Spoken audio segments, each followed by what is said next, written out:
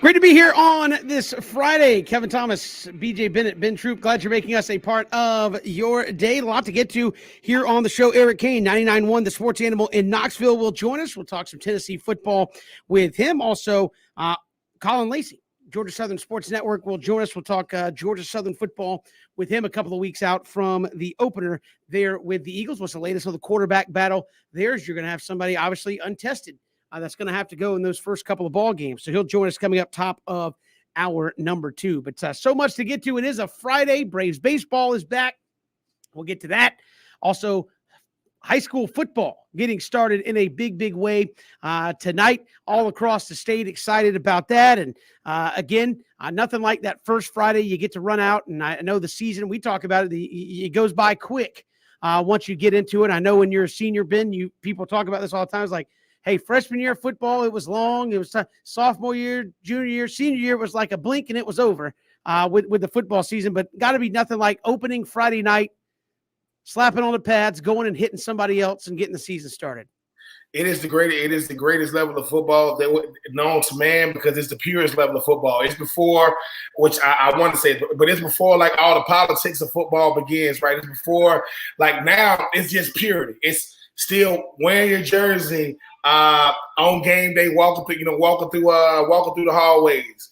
You got to deal with your friends who you thought was friends, talking trash, talking about, hey man, I heard this team got this team got that, and I'd be like, man, you know who we are? We probably gonna get beat, but you got BJ, you got that fake optimism, right? Because the thing is, it's about wanting to win. But it's more about really sharing the field with your teammates. This is the last time you're going to know more people in the stands than you ever going to see in your life. So friends, family, and there is nothing like Friday Night Lights, man. It really isn't, because this is where the next stars in college are born. But for most guys, this is their last time playing football. And you get to share it with them. And hopefully you have more memories, good memories and bad memories. But I don't think there's any bad, man. You just, as coaches say, listen, I want you to run on the same way you run off. No injuries. Go out there and have fun. Let the chips fall. High school football is so special, and like you said, Ben, those Friday nights, really mean a lot. And excited for the opportunities that these student athletes are going to have over the next couple of months. And Kev, some big games. I mean, right away, you think about New Hampstead at Windsor Forest. I know PJ will have the call of that digitally. You talk about Pierce at Brunswick. You think about Calvary Day and Prince Avenue Christian, just to name a couple. So really excited about the schedule, and high school football in South Georgia, coastal Georgia, as good as it gets. So should have some great games and some great storylines to follow this season. Yeah, it gets underway tonight. Get out there and support the kids who are putting in a lot of the hard work in the heat and the summer, getting ready to come out here and run out the tunnel tonight and playing, as you mentioned, our own PJ Zuko. Go to espncoastal.com tonight, and you can watch and listen to New Hampstead and Windsor Forest there on espncoastal.com. Really excited to have that going on here in 2021 as well. But plenty to get to in terms of that and high school football, college football as well. And BJ and Ben, we haven't got to the season yet, but a lot of ruminations about the ACC, Big Ten, and Pac-12. Expected to make a formal announcement about their alignment soon, possibly as early as next week, according to Nicole Auerbach of The Athletic. A lot of kind of vagueness about what the heck this even means. You go and find the people who are on top of this story, and I think when it first came out, the story was 2 paragraphs. ACC, Big Ten, and Pac-12 are talking about alignment revolving around scheduling. End of the story.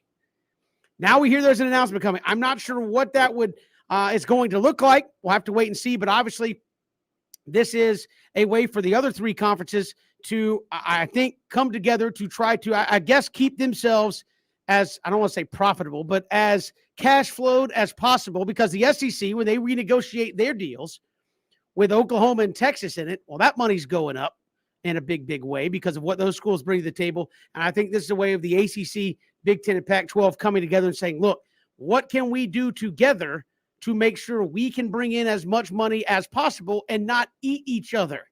And I think that's what they're trying to avoid, is kind of the college football cannibalism, where in the interest of who's got the best deal and the most money, we're going to end up killing each other out here trying to do it.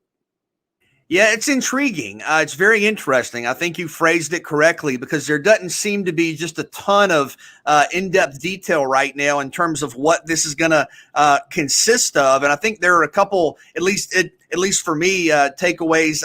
Doesn't look good for the Big 12. If the SEC is expanding and you're talking about the ACC, the Big 10, and the Pac-12 forming an alliance of some sort, I don't know that that's a good thing for the Big 12 that they're not included. After that, it's interesting to speculate about what a scheduling partnership could mean because we talked about this a couple of weeks ago. I wonder at what point do you kind of run out of games because especially as we move into this new super conference era, I think you're going to have 9-game conference schedules. I think that's going to become pretty universal. Well, if you're in the ACC and you're one of the teams like Georgia Tech, Florida State, Clemson, Louisville that play the year-end rivalries with the SEC, well, those are 9 games, and those take you to 10, and then you have 6 games against Notre Dame out of the ACC every year. So for 40% of the league, that takes you to 11 games.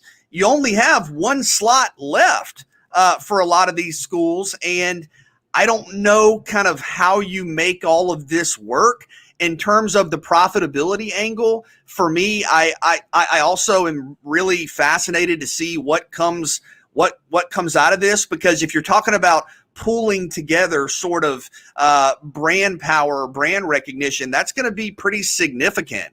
I mean, the ACC, if you count Notre Dame, has 15 teams. The Big 10 has 15 teams. The Pac-12 has 14. So you're talking about a substantial, 49, or no, I just did math, 15 plus 30. Yeah, 44 teams. You're talking about how you kind of manage that out and split that revenue. I don't know. And then how do you account for media markets ranging all across the entire United States?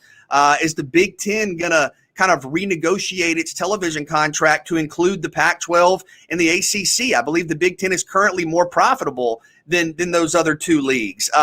Is somebody going to want more of a share of the pie than somebody else? I mean, I don't know. So this is very interesting. Yeah, you've had a lot of news on the college football front the last couple of months, but I'm very intrigued to see what happens with this, guys.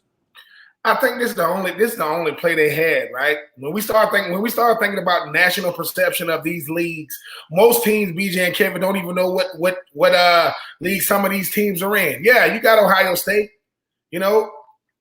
I mean, it ain't really much to talk about when you talk about what you're bringing together. But BJ, something me and Kevin was talking about. Star power. When you add it with something else, it definitely helps. I know it comes back to the money. But this is perception driven more than anything else. We know it comes down to the money, and we don't know how it's going to affect the FCS, how it's going to affect G5s. But if USC is playing Georgia Tech, at 1:00 in Atlanta, that stuff does matter because now you're getting the viewership on one side of the country. That by the time the game of the week in the Pac-12 is at 12 o'clock at night over here. If it's 9 o'clock. So I think there's a lot of ways to really look at it, but the SEC is dictating everything. Like, now, obviously, it's good that listen, I will say this. The one thing I've learned about these conferences, they are good to keep a secret. When they want to keep a secret, they keep a secret. But I wonder how much of a timeline is being sped up because of what the SEC has already done.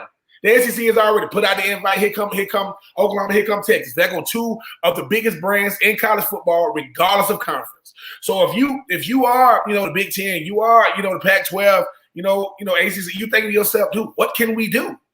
Let's put our collective resources together and see what we can do.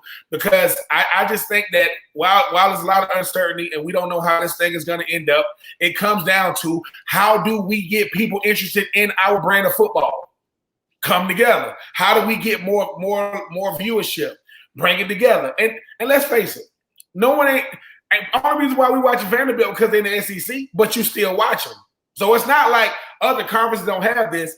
This is let's make our if every league is about how bad is your lower tier schools, let's make our lower tier better than anybody else.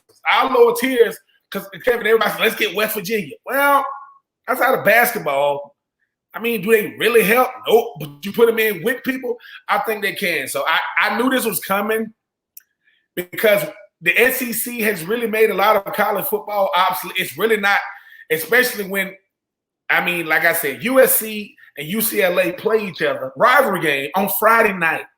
That's how bad it's gotten in the Pac-12. The best team in the Pac-12 now is what, BJ? Oregon? I mean, as far as like a consistent winner. So this is I'm anxious to see how this all plays out. But Greg Sankey, man, I mean, look, man, he's moving all the chips on the chessboard right now, and he only moved 2. And it caused everybody else to just go crazy. I'm excited. I'm intrigued to see how this thing is going to end up. But I think that if the SEC decide you're a big brand, you're a big brand. If they didn't give you a call, you're gonna have to try to group up, your star power with a lot of other teams. But I think I still think it's going to be bad for those lower tier schools that need these big schools, to help them with their athletic department. They were Adam Rittenberg, ESPN.com's got an interesting piece on this where he's talking with a high-level source told them that the potential alliance in the early stages could, quote, create stability without schools moving conferences, which to me is what the goal is. Like, look, we're trying not to kill us off here to side. That they interviewed Bob Bowlesby. He said, look, there are options to partner with other conferences there may be opportunity for mergers. And I think that's what a lot of this is, look, it's as big a don't get left to the side play as it is a money play. How can we create money to compete in the marketplace of college athletics? And obviously the SEC right now has got a bunch of big brands, about to add 2 more. And I think with the ACC, Pac-12, Big Ten, what they're trying to do is keep from happening what just happened, which, as you said, nobody's even talking about the Big 12. We're already talking about the Big 12 like it doesn't exist after Texas and Oklahoma leave. Like, hey, we're having a talk about forming an alliance. What about the Big 12? What about them? Hey, you mean that school team with the conference with 8 teams in it? So I think that is what they're talking about. Is, hey, let's come together to at least agree we're not going to cannibalize each other in pursuit of a bigger money deal than the SEC got, and thus weakening college football and college athletics over here and over here. Let's come together to try to keep this thing held together and not just have it go too nuts. I think that's some of it. Now, what does that mean if they have a press conference or some kind of statement about it? We shall see, but I think that's as much of it as anything is how can we make our products as attractive as possible to generate as much money as possible without cannibalizing half of the sport or half of the college landscape. Because this isn't even about sports. I mean, about football. This is about all of them. I mean, if you start cannibalizing conferences, like some are just not going to exist at some point. And I think this might be a common play to say, you don't steal from us, we won't steal from you kind of thing. And we can agree to work together to accentuate our value to TV networks, et cetera, when it's all said and done. But, I mean, we'll see what happens. Yeah, I think it's going to be interesting to see kind of what agreement is holding everybody together. When you think about, over 40 teams, you think about markets all across the country, because Ben, to your point, like theoretically, Georgia Tech could schedule Southern Cal without there being a 3-conference agreement or alliance. You could do that. There are games scheduled for 5-10 years down the line. So if it's a scheduling alliance, how is that? I'm not saying it can't be. Obviously, it can be, but kind of what are the details for that translating into revenue sharing? Do you basically negotiate a 3-pronged television deal that includes all 3 leagues and all of the teams that are affiliated, and is all of that shared completely equally? I think that's going to be interesting. And then, theoretically, we were talking about this, Kevin, and obviously this is theoretical, but, you talk about schedules and kind of how everything is changing. I mean, if you keep what we assume will be some of the foundational kind of conference scheduling and traditional rivalries in place, just looking at the ACC school in our state, could you have a schedule in the near future for Georgia Tech where you already play Georgia, Clemson, and Notre Dame every year? You play Miami and Virginia Tech in your division, and now you're adding a Michigan, a Nebraska, and Ohio State. I mean, to go along with Virginia, and I mean, who knows, a Florida State? I mean, could you have a schedule where every week you're playing a fringe top 25 team? Is that the reality of what we're looking at? Well, I think that's the reality of sports moving forward. I mean, Again, Nick Saban doesn't come out publicly say we don't want to play some of these teams. We'd rather just give them a check if that's not the new reality of what's about to come, right? I mean, you're talking about getting into the college football playoff. Well, how do you do that? Strength of schedule. How do you get fans in the stands? It's not playing FCS schools. It's not playing lower level G5 schools necessarily. You entice people through TV deals and to come into the stadium by who you're playing and who you play. Hey, if that means we got to play tougher teams across the board, then that's what that means. I mean, and I think you're already hearing that even in the SEC with rumblings like, hey, Oklahoma and Texas come in. Are we going to move to 9 conference games? And why would they do that? To have another week of just blowout type games. And when you start to take a step back, you're like, well, why would they do this? I mean, honestly, even when the ACC was rolling along a little bit better, how many marquee games a week did the ACC have in football? 2, maybe 3 on a good week. The SEC's got, with Oklahoma and Texas coming in, probably 3 or 4 every single week that are going to be national interest type football games. And I think that's how this new wave of college athletics is going to be. It's going to be much like college basketball has become. I don't know as much in college baseball, but it's not so much how much you win or lose, but who are you playing? How many good games can we put out there on the schedule? Is it worth it for us in our TV package to say, look, as an ACC school, we're going to go out and schedule Illinois and Minnesota and Indiana because that's more attractive than us going out and scheduling South Florida or a VMI or a FCS school to come in and we hopefully beat by 72 points. I just think that's the way it's going to go, where it's going to be the no weeks off schedule. And that's just going to become the norm of college athletics, where if you want a shot to compete and prove yourself and stay in it financially, can't have pay me games. Can't go out there and expect fans to show up and pay 50, 60, 70, 80 bucks a ticket or more, plus parking, plus to come out and watch you play. No disrespect, an East Tennessee State that you beat 72-3. People don't want that. The marketplace is saying they don't want that. TV networks are saying they don't want that, and that's going to drive all this. So I think that's why you get the alignment with the Big 20. You say, hey, there's not going to be any room left for a gimme game. No, exactly. I don't think they want that. There's not going to – the Big 10 already doesn't schedule FCS games as a conference rule. So it's going to be D1, probably Power 5 only schedules at some point for a lot of these schools, I think, moving forward, just to make sure as a conference you're offering as attractive a visual experience as possible. I think you have to. I think that's what I think that's what college football is becoming, and I do think you can satisfy both, right? I do think you can have a pool of money, BJ, and be able to, because you know that some of these schools survive off being able to play. I think you can do that, but what it's really becoming, it's more like a college basketball season. You see how they'll say, "Oh man, you got the Big 10 SEC challenge," and it's gonna take more of a bowl game type when you playing out of conference. If you're out of conference, it's Florida versus Oklahoma State. Is, Clemson, I don't know, Clemson versus, maybe like Clemson versus Auburn. That's your out of conference. People are going to want to see that stuff. They're just going to, it's like this. It's like late game. If you got gimme games 2 and 3, nobody bats an eye.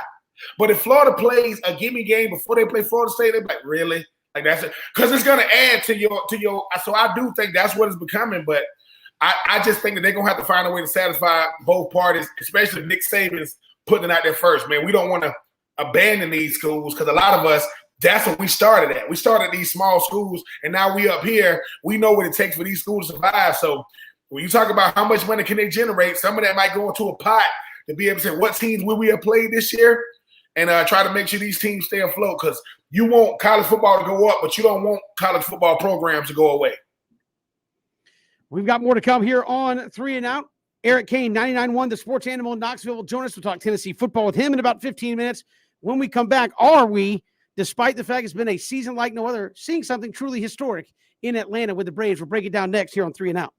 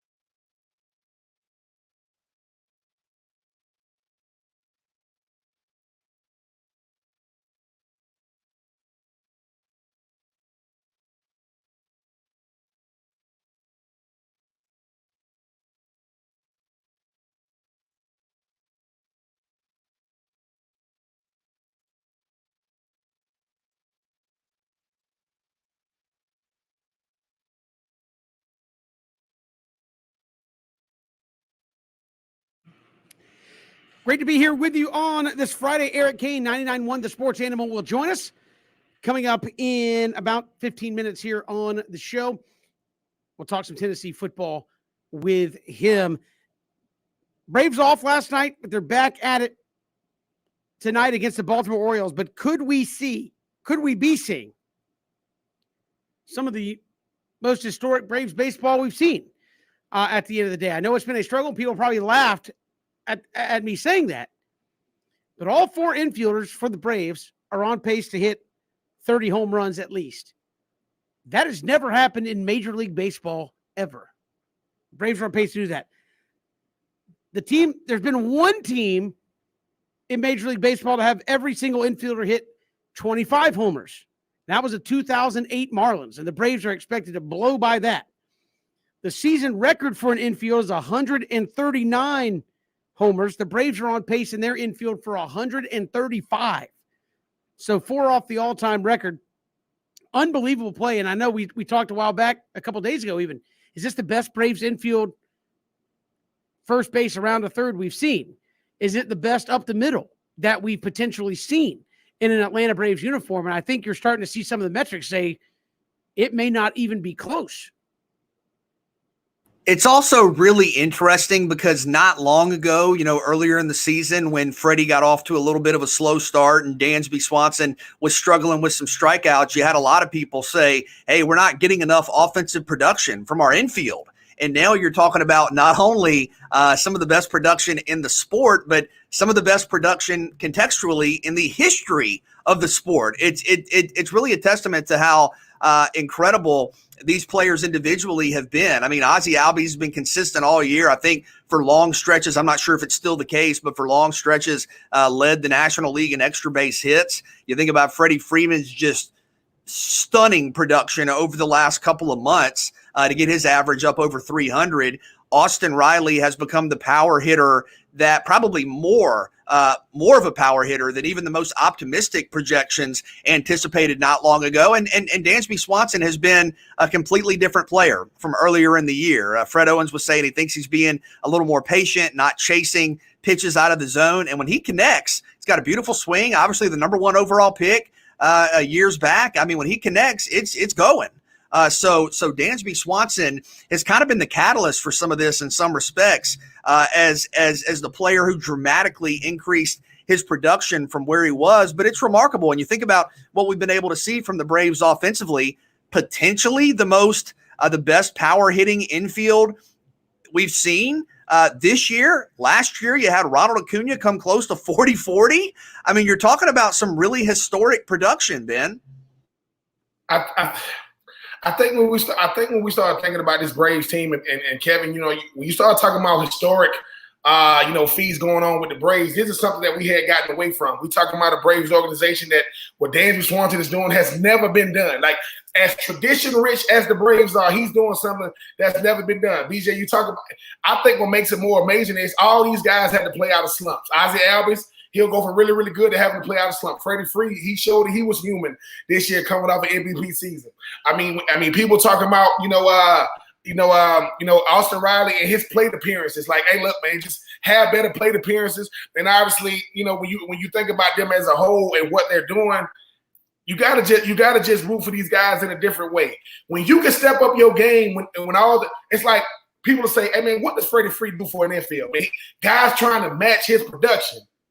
They're trying to match what he does, and not to mention all these guys are incredible defenders as well. But when you add the offensive production, Kevin, I mean, I know we're talking about what they're doing historically, offensively, but look at what they're doing collectively defensively. Because Austin Riley, they said, dude, you got to be our everyday third baseman. We know you can hit the baseball, but can you play defense? And he's showing that too. So I think that what we're really watching is you're watching all these guys, not Freddie Freeman, I ain't talking about him, but these other three, they're becoming complete players because a lot of players are very, very good at the plate. They are all right defensively, but you'll let that go because of how well they play.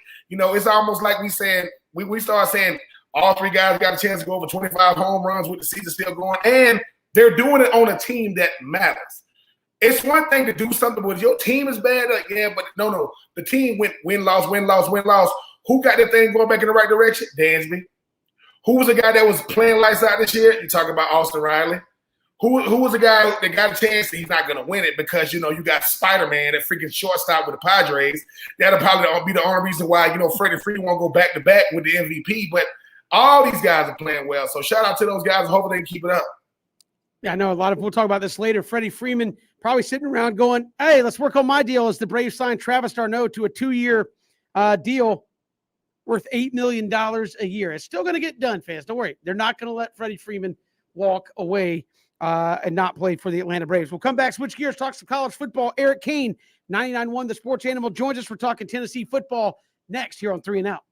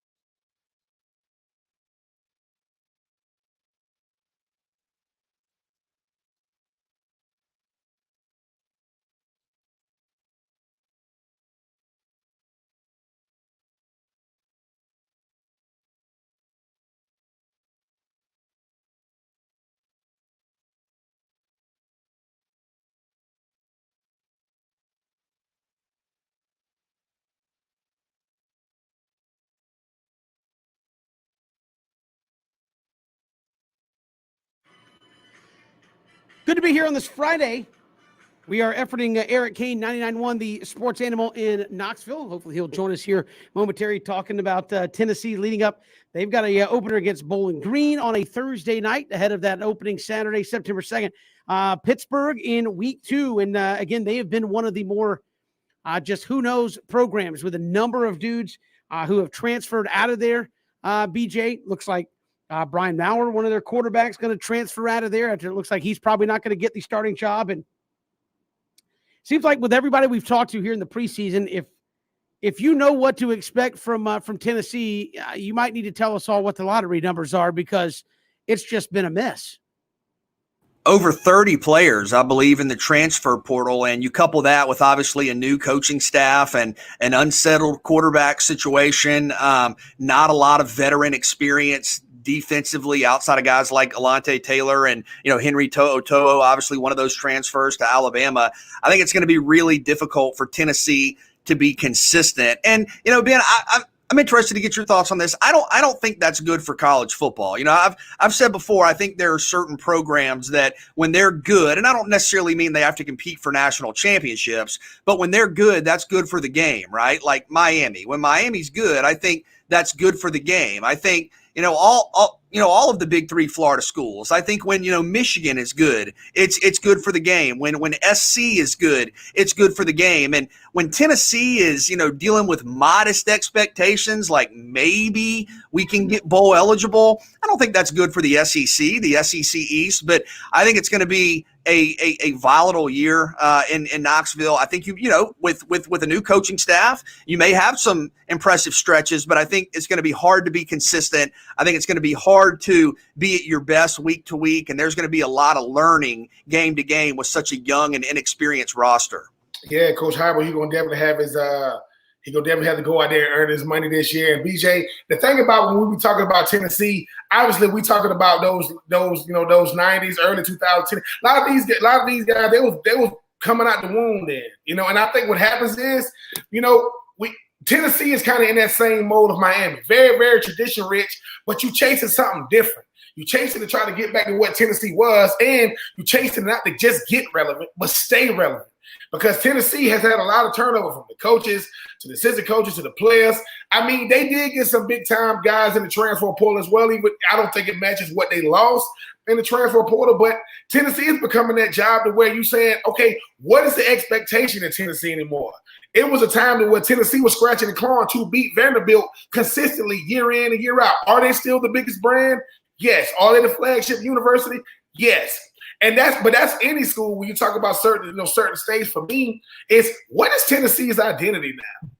Back with Tennessee in the early 90s, they finna run the football. T. Martin and obviously Peyton Manning gonna go play action pads with Peerless Price and those guys. Now it's, hey man, we're gonna go out here, man, and listen, hopefully we can make a game of it into the second half. Hopefully we can make a game of it to the fourth quarter. I mean, Josh Dobbs, he got to throw Hail Marys against Georgia to get we forget how long it's been. Philip Fulmer went from the greatest coach, one of the greatest coaches, if not the greatest coach in Tennessee football history, to becoming the freaking AD because of what happened with the Greg Schiano situation. And BJ, was that the turning point though? And Kevin, because we don't really talk about that, right? When the Greg Schiano got hired right after Dan Mullen. Breaking news, Dan Mullen in Florida. Breaking news, Greg Schiano in Tennessee. And when I say all hell broke loose in Tennessee, it broke loose. It's almost like they haven't been able to recover, because that's the first time I ever seen fans be able to dictate who's going to be their coach. Not going to do it, not happening. And that's when the president, AD, all these guys got fired. And it seems like they've been trying to recover since then. I actually think it fell apart before that when you basically told Philip Fulmer he wasn't good enough to coach anymore. I think that's when it fell apart. And then you went through the run of Derek Dooley, Lane Kiffin for a year. It's just been a disaster ever since then, where you were winning 8, 9, 10 games with Philip Fulmer. I think the year before he was fired, they actually went to the SEC championship game with Eric Berry and that crew, and he was fired after the next season. So I think that was Tennessee getting a little full of themselves. And we talked about last week with Bobby Bowden, is like patience. And I know you can say, well, maybe patience ran out with Philip Fulmer. He's still a coach that won you a national championship, and winning in 9 and 10 games hasn't been enough. And let me tell you, since they fired Philip Fulmer, BJ, haven't they won like combined like 5 games against Georgia, Alabama, and Florida since that happened? Like, it's not many. You fired Philip Fulmer, and it's been a disaster against your 3 biggest in-conference rival games pretty much ever since that happened. Yeah, and you talk about that patience. I mean, that's something you're going to have. And I know in the SEC, it's hard to look at any opening, whether you talk about an Auburn, whether you talk about a South Carolina, a Tennessee, anywhere, and say, honestly, it's going to take us 3, 4, maybe even 5 years to kind of build up our roster and develop continuity within what we're trying to do, Ben. It's like you said, what's Tennessee's identity? Well, I think with Coach Heupel, they want to spread it out. They want to be up-tempo like UCF was. They want to have athletes. They want to have a quarterback that probably throws it 30 times a game. But you got to build to that point. You got to build depth. You got to sort of hit the reset button. And I think if you're looking at Tennessee, the schedule is manageable on paper. I think that game against Pitt is going to be a big game to maybe help determine if they can get bowl eligible. But assuming, and you say this, with an asterisk, but assuming you can beat, a Vanderbilt and, get a couple of wins non-conference, you feel like maybe 1 or 2 upsets could get you bowl eligible. But in terms of getting back to contention, I mean, you're a ways away from Georgia. I mean, a ways away, Kevin. This is a multi-year rebuild. When in doubt, turn to Phil Steele for a nice little tidbit. Obviously, when you play in the SEC, you're going to run across top 10 type teams. Anybody care to guess what Tennessee's record is against top 10 teams here recently? They're in the middle of a losing streak to top 10 teams. Ooh. I mean, I know it's over when it comes to Alabama. I mean, you're talking about what, like 0-14, 0-15? Something like that. Tennessee has lost 37 straight against the top 10. So there you go. The last time they beat a top 10 team was 2006 when they beat Georgia 51-33. So it's been a hot minute since they've had any kind of success against the top 10, and you don't have a roster even close to competing for that right now. Tennessee is in a bad situation because the one thing that seems to be going, you in the SEC, you got to have 1 or 2 things going for you. You either got to have a rock star coach or a rock star quarterback. And right now, they don't have either. I don't know how Coach Heupel is going to be, but every team that has continued success in the SEC either has one or the other or both. Georgia, rock star coach, rock star quarterback, right? Alabama, the biggest rock star of rock stars. Coach O, Texas A&M, Florida. I would even say this.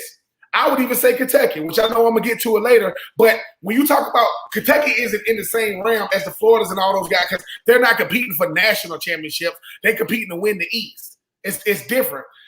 When you say 0-37, my goodness, how the mighty have fallen. It's very, very disappointing. I mean, Ben, that's going back to your day, man. You talk about, almost. No, it is. I'm just saying, Kevin. You want to know the last time Tennessee won in Gainesville, Ben? That would be 2002.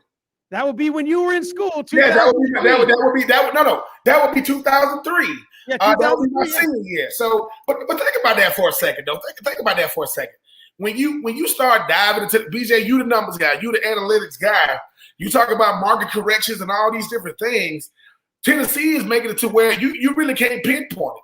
Maybe a rock star coach can't even help them at this point because is Tennessee losing recruits to Memphis? Is Tennessee losing recruits to Vanderbilt? Is Tennessee losing recruits to MTSU? And that's not unreasonable when you think about the fact that if I'm a kid coming to Tennessee now, I am looking at recent success. Well, there ain't much to talk about as of recent. And how many years does it take? How many years does it take for your dynasty or what you've been known to be to just go away? What, 5 years? 10 years? I mean, most definitely. I think for this Tennessee team, scratching the clawing, to just get the 6 wins is one thing. But the third game of the year, Florida, Tennessee used to be deciding who would win the East. Third game of the year. Now, I mean, I'm just saying it's very, very disheartening because Tennessee is one of the blue bloods, BJ and Kevin. What me and you, what we've grown up seeing them to be. Is Philip Fulmer no longer Philip Fulmer? Oh man, I mean, it's not just Coach Fulmer. I mean, thinking about the games that you played in, some of the iconic players for Tennessee. I mean, when I go back to being in high school, you're thinking about T. Martin and Peerless Price and Al Wilson and John Henderson. Yeah, it's incredible, and the history and tradition is there. But going back to this season, I think it's got to start with figuring out what you're doing at the quarterback spot.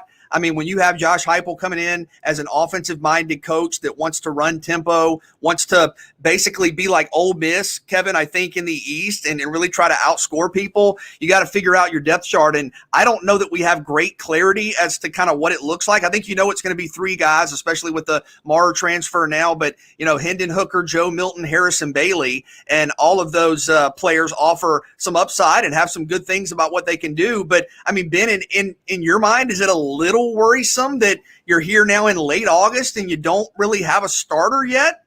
Yes. Well, what makes it even more worrisome, you have three guys to choose from, and one of them is a transfer. So quarterback competition. Two of them, Milton and Hooker. Yeah. Quarterback competition is supposed to be between two guys. One guy's transferring.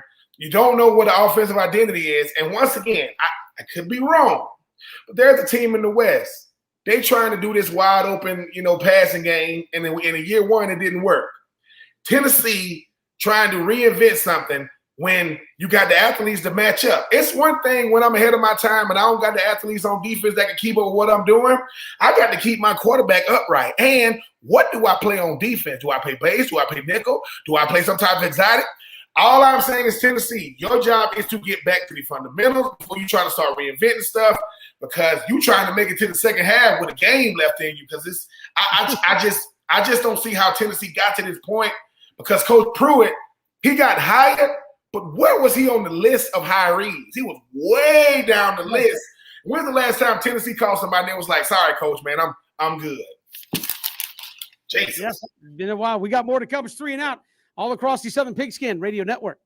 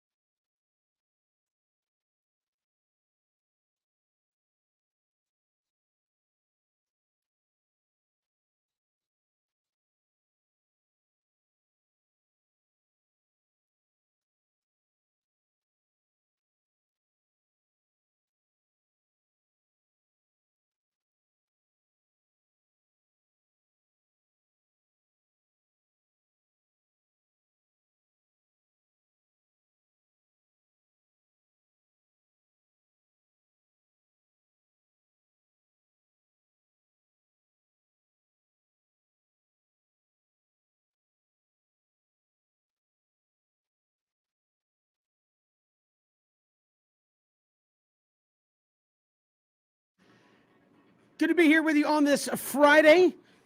We didn't get to talk about this earlier, but Travis d'Arnaud, 2 years of extension with a third-year club option, $8 million per year. I know Braves fans are like, that's great, our catching situation.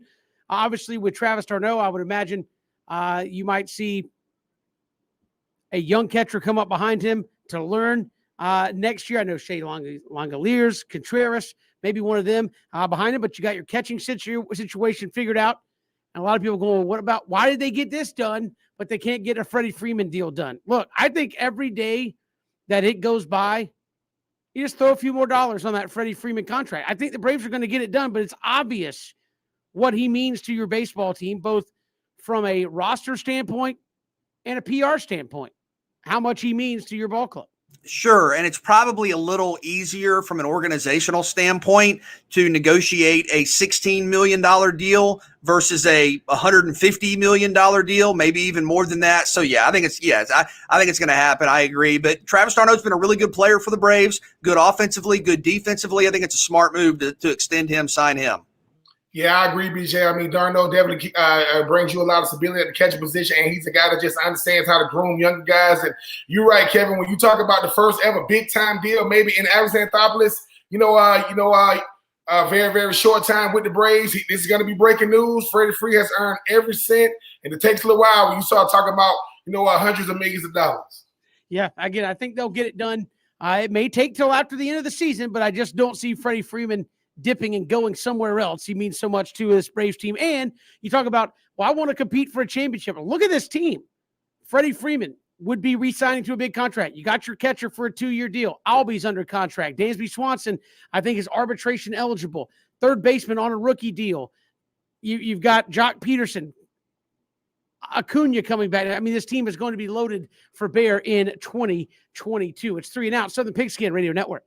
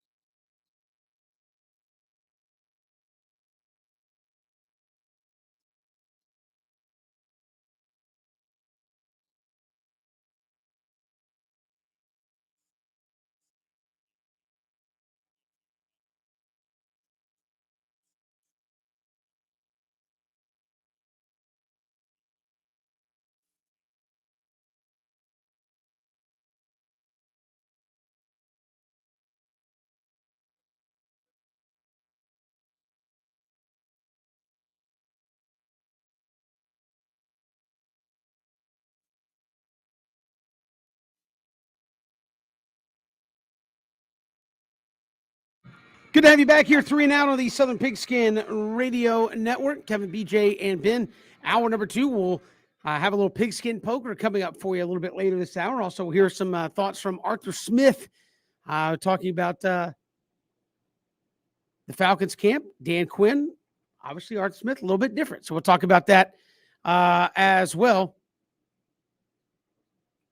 And we'll talk some Falcons football. We are efforting, and I say efforting, the reason I sound a little hesitant, Colin Lacey, Georgia Southern Sports Network. I believe we almost had him there a second ago. We'll keep trying. Hopefully we'll have him here momentarily. But obviously the Eagles counted down towards the opener with Gardner Webb, then on the road against Florida Atlantic. Going to do so with a backup quarterback. Could it be Sam Kennerson, Connor Stigleski? We'll have to wait and see. BJ and Ben, who's it going to be for Georgia Southern? Once you get that figured out, you're looking at a very solid defense, returning running game that looks pretty strong, and we'll see what the Eagles can do from there. No, absolutely. I think this is a team that's going to win a lot of games defensively. And, yeah, some questions offensively, but I think you're going to be very good there as well. And J.D. King averaged, 90 yards rushing a game last year and is a guy that I think has over a dozen rushing touchdowns already in his Georgia Southern career. But defensively, Georgia Southern led the Sun Belt in total defense a year ago, and 4 of your top 5 tacklers return. And you think about Derek Canteen, who tied for the national lead in interceptions as a freshman. You have really good depth at the line of scrimmage. I think the linebacker play is going to be really good. So, yeah, I think you're going to see Georgia Southern, surprise, surprise, run the football really well, play really good defense, and that can put you in position to win a lot of games. But I think the opportunities that exist are pretty notable, Ben, when you think about this schedule. I believe you have Louisiana, Coastal Carolina, and BYU all coming to Statesboro. Those 3 teams went 32-3 last year. Those 3 teams went 32-3, and they're all coming to the Borough coming up this fall. So what an opportunity to make national statements in those games, to beat teams that have been up in the national, top 20, top 15. Georgia Southern's got a challenging schedule, no doubt about it. We were talking with Jared Binko about that recently, but those challenges come with opportunities, a chance to make some headlines nationally, and I think Georgia Southern is going to be really competitive this fall. Yeah, most teams, the narratives change year in and year out. BJ and Kevin, for Georgia Southern, you already know what it's going to be on offense. You got to find a way to run the football and run it at a high level. J.D. King, Logan Wright, Amari Jones, you got stable backs that can go out there and get it done. And the thing about the quarterback position, I know it's still up in the air, but once again, when we talk about the QB position, how can you utilize your leg to be efficient passer? You do not have to be, QBRs. You should be up there when you talk about your completion percentage with how much they're going to throw the football. But BJ, I agree. When you talk about the Georgia Southern defense, I think they was best in the league last year at stopping the run. And the young kid, Derek Canteen. If you haven't had a chance to see him, kind of like in that long line of DBs with the Kendall Vildors and those guys, just keeps it going. It's funny, right? You start a tradition in one position, and it just keeps going and keeps going. But, yeah, we had a chance to talk to J.D. King during our Sun Belt media days. He's ready, coming back fully healthy. But, yeah, stop the run on defense, establish a run on offense. You should be in every game you playing. And I misspoke earlier talking about the quarterbacks. It's Cam Ransom, the other quarterback there, the freshman that I think a lot of people are really excited to see if he gets on the field, what he can do, BJ. So, look, I think obviously for Georgia Southern, Gardner Webb, you like to come out and establish yourself early. Treat that as a tune-up for FAU. And maybe have a chance to get off to a really good, maybe 2-0 start the first couple of weeks before you get into Arkansas, Louisiana. Arkansas it starts to pick up pretty significantly after that. Yeah, I mentioned the home games. Of course, you also have, like we mentioned there, you also have Arkansas. You also have App State at the end of the year. So it's a really powerful schedule in terms of the spotlight it's going to put you in. And, Georgia Southern doesn't need a national introduction. People know about the Eagles, know about this program, know what they've done in conference, out of conference, FCS, FBS. But if I'm a player and I'm looking at this schedule and I see that maybe some people are kind of overlooking us a little this preseason, I'm looking around going, okay, we have an opportunity to go head-to-head with Coastal Carolina. We have an opportunity to go head-to-head with Louisiana, with BYU, with App State, obviously, with FAU, with Arkansas. I mean, I think this is one of the more interesting, fascinating schedules in the country. But Ben, the point you made, stopping the run defensively, winning at the line of scrimmage. I know you got to replace Raymond Johnson, and that's going to be difficult. A guy that's in the National Football League looked good in his preseason debut the other night. But if you can develop a consistent pass rush to go along with really solid leadership at the linebacker position, to go along with a secondary that is probably one of the best in the country. People forget about this, but last season, Georgia Southern was in the top 15 nationally in total defense. Georgia Southern had a top 15 defense nationally a year ago. And I think when you bring back the experience you do, you have a preseason All-American candidate at one of the most important positions on the field. Very few people have a true number one cover corner. That's how you win games. And yeah, I get it. A lot of talk about the quarterback spot, especially with Tomlin out early. Ransom is a guy that has been very impressive. I think there are really high expectations for him. But if you can be consistently effective on defense, that's how you win a lot of games. And that's the key to maintaining kind of your competitive impact week to week with a schedule like this. Because I don't know that you're going to play, some of these games and score 35, 40 points. But if you can be effective defensively, you can win games against nationally ranked teams. BJ, here comes the stat of the day when you talk about Georgia Southern. Their number they got to get to is 200. I'm talking about 200 yards rushing. Every time the Georgia Southern rushes for 200 yards, they win the game. Every time they don't, they lose. They went 0-3 last year when they didn't get out of 200 yards. Matter of fact, in their last 10 games, going back to the middle of 2018, every time they don't get to 200 yards, they lose. So when you start thinking about little things, it's almost like, man, 200 yards rushing on offense, that's what they do. Like you said, stopping. People ask, why is Georgia so good on defense stopping the run? Do you know what they got to deal with every day on offense with that offense coming at you? I mean, wasn't there a game, Ben, where Georgia Southern really just ran the football? Like they just ran the football, right? Like there wasn't a whole lot going on through the air. They just lined up, ran the football, and won a pretty big game a couple years ago. You remember that? Hello? And listen, I'm trying my best to keep.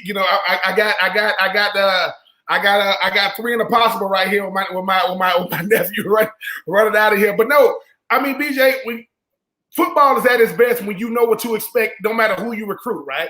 I know we're talking about the quarterback going down, but now it's all right. Which quarterback gives us the best chance to stay on schedule? When you talk about rushing the football, 200 yards on offense is the goal. Shutting down the run on defense is the goal. And if you put ball in the air, Derek Canteen, he's trying to do something with it. Georgia Southern should feel real good because this schedule, BJ, they ain't doing no favors with it. But if you Georgia Southern, it's about trying to get back to what you used to be. And what my nephew said, absolutely, he's an Eagles fan. Yeah, breaking it down there. But Kevin, you talk about momentum from the end of last season to the start of this season, and I think defensively, again, to go back to that point, look at how Georgia Southern finished the season last year. You talk about holding Florida Atlantic to 3 points, and then you talk about the bowl win over Louisiana Tech, holding Louisiana Tech to 3 points. So 2 of the last 3 teams you've played got a field goal against you. That's it.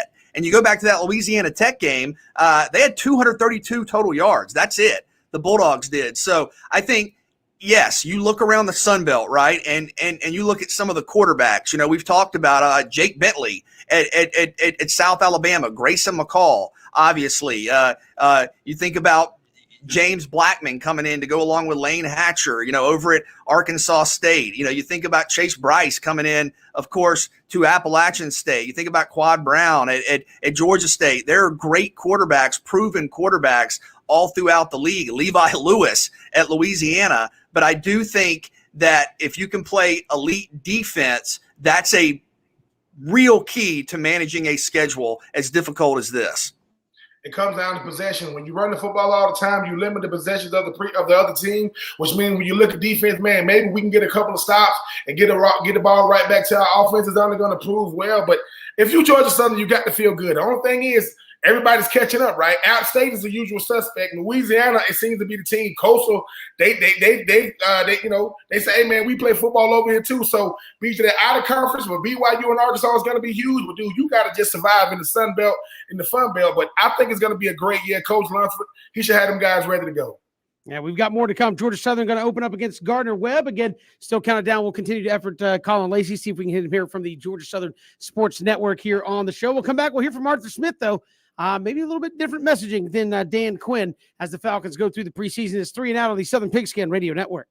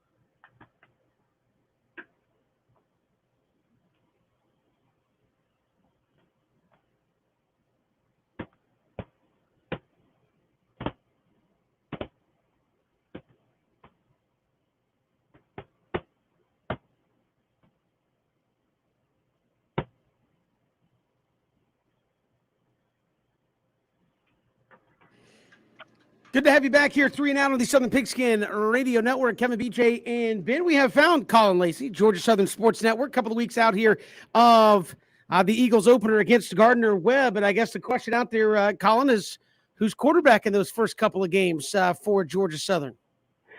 I think that's the big question around everybody's mind, even here in Statesboro and out where you guys are. But there's been a couple of guys that have kind of stepped up a little bit in camp the last couple of weeks. You've seen guys like Cam Ransom, the true freshman coming in, has really been the size in that quarterback position that Georgia Southern hasn't had in a little while. But you've got guys like Amari Jones, who's the transfer in from Tulane as a running back. He has kind of transitioned over to not necessarily a full-time quarterback. He's still taking snaps at wide receiver, still taking snaps at running back, can do a little bit of everything, but I wouldn't be shocked to see him get some snaps at quarterback this year. And then you're hoping that Justin Tomlin can come back and take over the reins back when he comes back in game 3. In terms of fall camp, obviously the focus is on the quarterback position, but what have been some of the other priorities for Chad Lunsford and his staff? I think the biggest thing is trying to figure out what you have, especially in the front seven on the defensive side. You lose a guy like Raymond Johnson on the defensive line a year ago due to the draft. He's in camp with the New York Giants now. You lose a guy like Rashad Byrd last year in the linebacking core. And so there's a couple of unanswered questions as far as who is going to step up and fill those roles. And I think that's been the biggest focus, especially on the defensive side of the ball. And Colin, even in terms of the quarterback position, how much does it really come down to ball handling? Obviously, they're going to run the ball on defense with King and Wright and Jones, but what quarterback, in a sense, has to give you a little bit more balance in the passing game, even if you're not going to be, utilizing the passing game as much? And that's something that Coach Roos has talked about, taking over his first full year this time around as the offensive coordinator, of they're going to try to pass the ball a little bit more. So that is going to be part of what factors into who's going to be taking the snaps under center, or in the pistol, I should say. But Cam Ransom is a guy, he can absolutely sling it. We talked about his size a little bit earlier, but he is somebody that can throw it flat-footed 50, 55 yards in the air, being able to do what he does with the ball. Now the question is, as the freshman coming in, is he able to run this offense? And I think you're going to see a good bit of that come tomorrow morning when Georgia Southern has their second preseason scrimmage of the season. Colin Lacey joining us here, Georgia Southern Sports Network. You look at the defensive side of the ball, they seem to be pretty stout on that side, including one of the best corners in the nation. Where do you see this defense? Are they kind of leading the way early till they get the quarterback kind of situation figured out? Yeah, I think you could lean on it a little bit, and it's odd to say that the secondary is something that has really been the experience part of it, because coming into camp last year, we were talking about an inexperienced secondary, but you've had guys like Anthony Wilson at safety step up young in his career and got a lot of really meaningful snaps and really stepped up big for this defense for Georgia Southern last year. And then you talked about the corners. You got Derek Canteen on one side, Darrell Baker Jr., guys that have really proven themselves in that secondary for defensive coordinator Scott Sloan. J.D. King, obviously about 90 yards rushing per game last year. What are the expectations for him for this season? I think the biggest thing is getting him back in the swing of things. After he got injured last year, it kind of took the wind out of his sails a little bit, but now it's kind of reinvigorated him coming into camp of being able to get back on the field, being able to do this again. And this is a guy that led the Sun Belt Conference in rushing 2 weeks after he was still injured.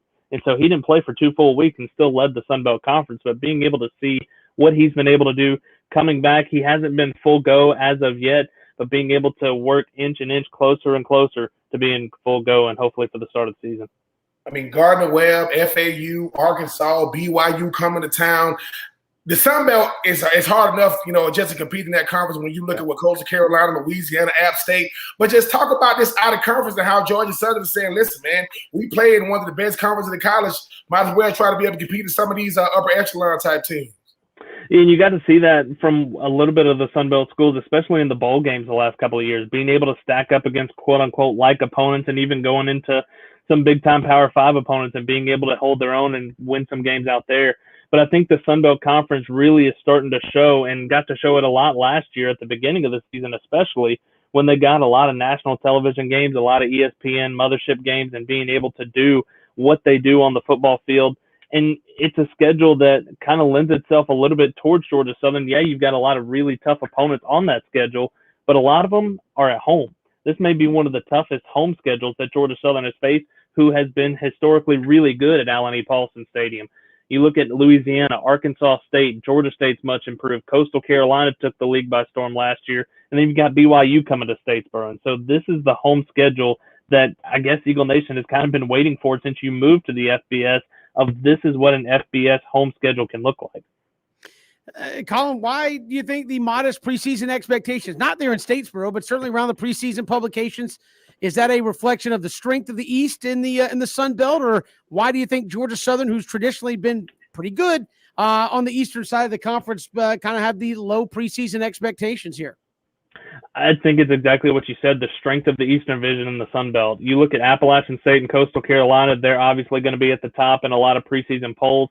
And then you've got teams like Troy and Georgia State who didn't necessarily show a whole lot last year, but you know what they've got coming back. You know what the additions that they've had in. And so really anybody 1 through 5 in this Eastern Division could end up winning the Sun Belt Eastern Division. And so it's come down to a couple of games every year. And you look at that final game that Georgia Southern plays at Appalachian State on November the 27th, and you wonder if that comes down to the Sun Belt Conference Eastern Division for either side. And so being able to have such a tough Eastern Division, and I was talking about it with Phil Steele earlier on this afternoon, that you could make a case for all 5 in the Eastern Division being bowl eligible and all 5 teams in the East being bowl teams. And so being able to say that, it really goes to speak of what the Sun Belt has kind of brought. And on the other side of it, on the Western Division, it's Louisiana's to lose, because everybody else in the Western Division is kind of trying to rebuild a little bit more.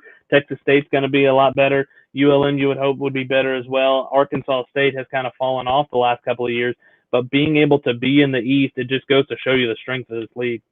And I wanted to ask you about the profile of the league, really good perspective on it there, because you've stabilized yourself league wide in terms of the 2 division format. And I believe for the first time ever, you have 2 league teams in the preseason AP poll. And then not only that, but the depth. I mean, is this a league that quite fast, Colin, quite quickly has become one of the premier, clearly, conferences in all of the group of 5? Yeah, and it was something, we were doing an interview for our podcast that'll come out on Tuesday, that with Phil Steele, he was saying how the Sun Belt Conference has been towards the 8, 9, 10 side of the FBS when you rank the conferences. But this year he's got them at 7th, just behind the American in that group of 5. And so being able to kind of bolster that profile, and I think a lot of it goes to what you were able to see early in the season last year, with a lot of games having to be shuffled around in the Sun Belt Conference, picking up some Power 5 games on national television, and that really does it. And then you look at the bowl schedule that the Sun Belt Conference has played and had a lot of success in the last couple of years, and that's really been the 2 big keys to get the Sun Belt where it is today. I mean, Colin, one number that stands out to me about this offense is 200. Every time this offense rushes over 200 yards, they find themselves in the win column. Every time they don't, they find themselves in, obviously in the losing column. When you think about this offense and defense as a whole, 1, how much does this defense benefit from an offense that limits the other team's possessions? And 2, does it simply come down to running the ball on offense and stopping the run on defense? Yeah, I think it does. And especially in this league, when you've got so many Sun Belt Conference teams that are so prominent and running the ball, but being able to do it for Georgia Southern, and you've got a whole stable of running backs and different guys that can touch the football. You look at a guy even like Jalen White, kind of burst on the scene last year for Georgia Southern. He's 4th and 5th on the depth chart behind J.D. King, Amari Jones, different guys that we've already talked about, but he's somebody that has so much explosion in those legs and being able to do it, and that's the key for Georgia Southern, because in this offense, you're always going to have dings and dangs throughout the season where somebody may be out a game, somebody might be out a couple of games, and you saw it last year with J.D. King after the first 5 or 6 games going down with the injury, of somebody being that next man up that Coach Lunsford talks about all the time, and I know you've heard it from him, but being able to have 4, 5, 6 different running backs that you can go to and really get production out of. Colin Lacey, our guest here on 3 and Out, Georgia Southern Sports Network. Eagles open up on September 4th, hosting Gardner-Webb. Colin, appreciate the time. We'll talk again soon. Thanks much. Hey, appreciate it, guys. Appreciate it. Colin Lacey joining us here from the Georgia Southern Sports Network as the countdown is on to the college football opener. Just a couple of weeks, it will be here in Mass. And as you said, nobody's come out and say it, and this might be a Trevor Lawrence type thing, BJ, where it's like you kind of got an idea based on all the comments what direction it's going, but nobody wants to say it. But the kind of comments we're hearing about Cam Ransom and how big he is and how explosive he is, you kind of feel like he's the guy those first couple of games, unless he just goes out and really plays poorly. I mean, you look at physique-wise, he said he's as big a build quarterback as they've ever had. Yes, he's a freshman, but if you kind of read between the lines on some of all these comments out there, like it feels like at the end of the day, come game week, it might be Cam Ransom as the guy they go with 6'3", 220 pounds coming downhill at you when he decides to keep it. That's a tough job for somebody to handle. Yeah, I think about a quarterback with that size, in this state, running it, throwing it like a Joshua Nesbitt when he was, at Georgia Tech. But yeah, excitement is there. I think he's going to be very productive, very successful. And, Ben, to go back to your point you made, I think that's the key. Can you run the football? Yes, you want to see some plays in the passing game, and I think this offense is capable of that, clearly. But Georgia Southern, when you run the football, when you run it well, it impacts so much of the game. You're able to dictate and control the game. That's going to be the key for the Eagles once again. I don't think there's a better name right now coming out of the Sun Belt than Cam Ransom. That just sounds like a dude that's just ready to play. But but Kevin, I think you ain't stressing enough. I mean, what Kyle's talking about being they want to throw the football. Now, everybody says that with Georgia. We want to throw the football, but it takes a special talent to get us to stick with throwing them. I'm not saying they're going to get away from what they do, but how much more dangerous when you really got to cover these receivers when they got a guy that can give them the ball. I think it's great that you can throw the ball 50 yards flat-footed, but, I mean, it's about being able to deliver when you need it. But, yeah, size, speed, ability, you got a guy that big, you're going to have to make a lot of business decisions when you tuck it and run it. But, man, when he drop back and pass, if he can be efficient with it, that's going to make this offense almost unstoppable if they can stay ahead of the chain. Yeah, we've got more to come here on 3 and Out. I know it's everybody's favorite thing to do on the show. Pigskin Poker coming up next here on 3 and Out on the Southern Pigskin Radio Network.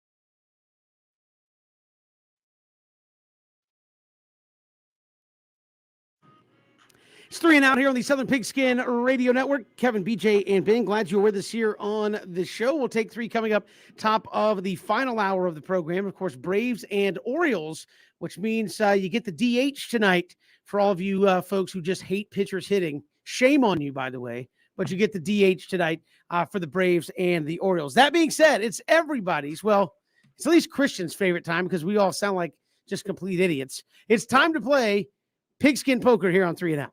And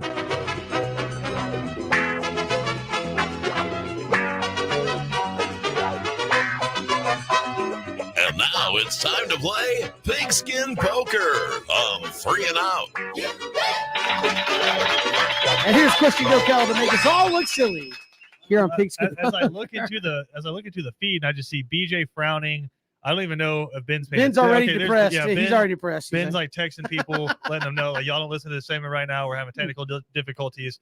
I don't want anybody paying attention right now. And Kevin is just smiling through the nerves. All right, we have 5. Bad. We have 5 Okay. different questions. Okay. And explaining how Pigskin Poker works. I will let you know that there's a certain number of something out there that have done something before in the past. There's a certain number of possible answers. Yeah, you guys will then go around either raising the stakes or folding up. Yep. All right. Yep. So I think we go alphabetical order. We go Ben, BJ, and Kevin All right. for the first one. We're doing FBS coaching history. Okay. Wow, the yawn there really sold No, it. I got it. I just know how this is going to go. It's going to go poorly for me. Yay. Some of this is general. Like I shouldn't say some of this. All of this is general college football knowledge. Okay. So we should be okay. All right. So we'll put it to Ben first. 10 coaches that spent a majority of the career in the highest level of college football. So I'm not going to ask you to name every single coach from every single level of college football here. 10 coaches that spent a majority of their career in the highest level of college football, so what we call FBS now, have at least 250 career wins. 10 of them have 250 career wins. How many can you name? 1. 1. That's how you play the game, though, Cam. Cam, this is his first experience with Pigskin Poker. That's how the game is played. BJ, go ahead. That's smart. I'm going to go 2. You don't want to shoot too high. I'll say 3. Ben, it is 3. Do you have 4? Oh, man. Go ahead, Kevin. BJ can one up me. I'm sorry, No. You're calling your shot with 3. It's 3 or 10. All right, 4. I'm tripping. Yeah, Go ahead, Kevin. I mean, I feel good about a couple, but man, Do it. Come on, 5. Kevin. 5. Let's go. All right, BJ, yeah, that was reverse psychology. You got it. you got 6. Kevin, you got this. Come on, here we go. 250 career wins. All right. Bobby Bowden, Bobby's correct. Joe Paterno. Joe Pa's correct. This is where it gets iffy for me. Oh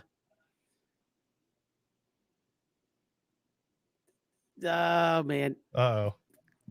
You're overthinking Yeah, it. I probably am overthinking it. Woody Hayes. Did I overthink it?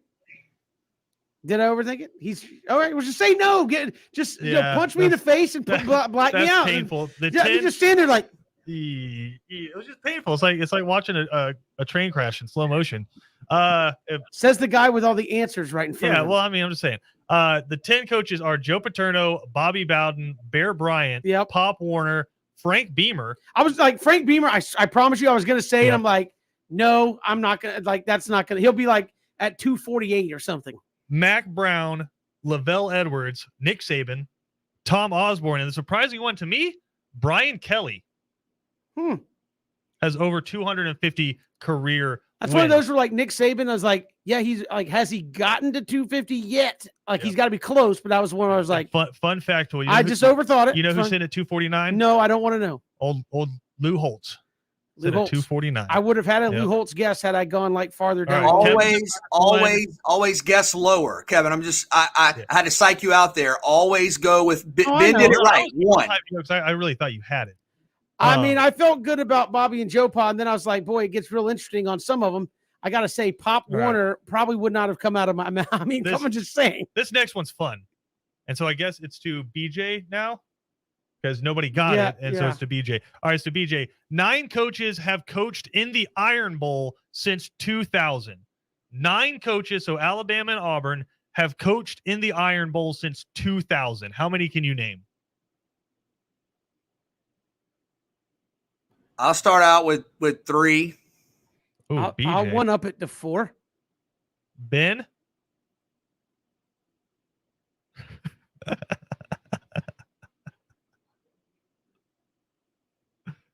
Sitting at 4. We need 5.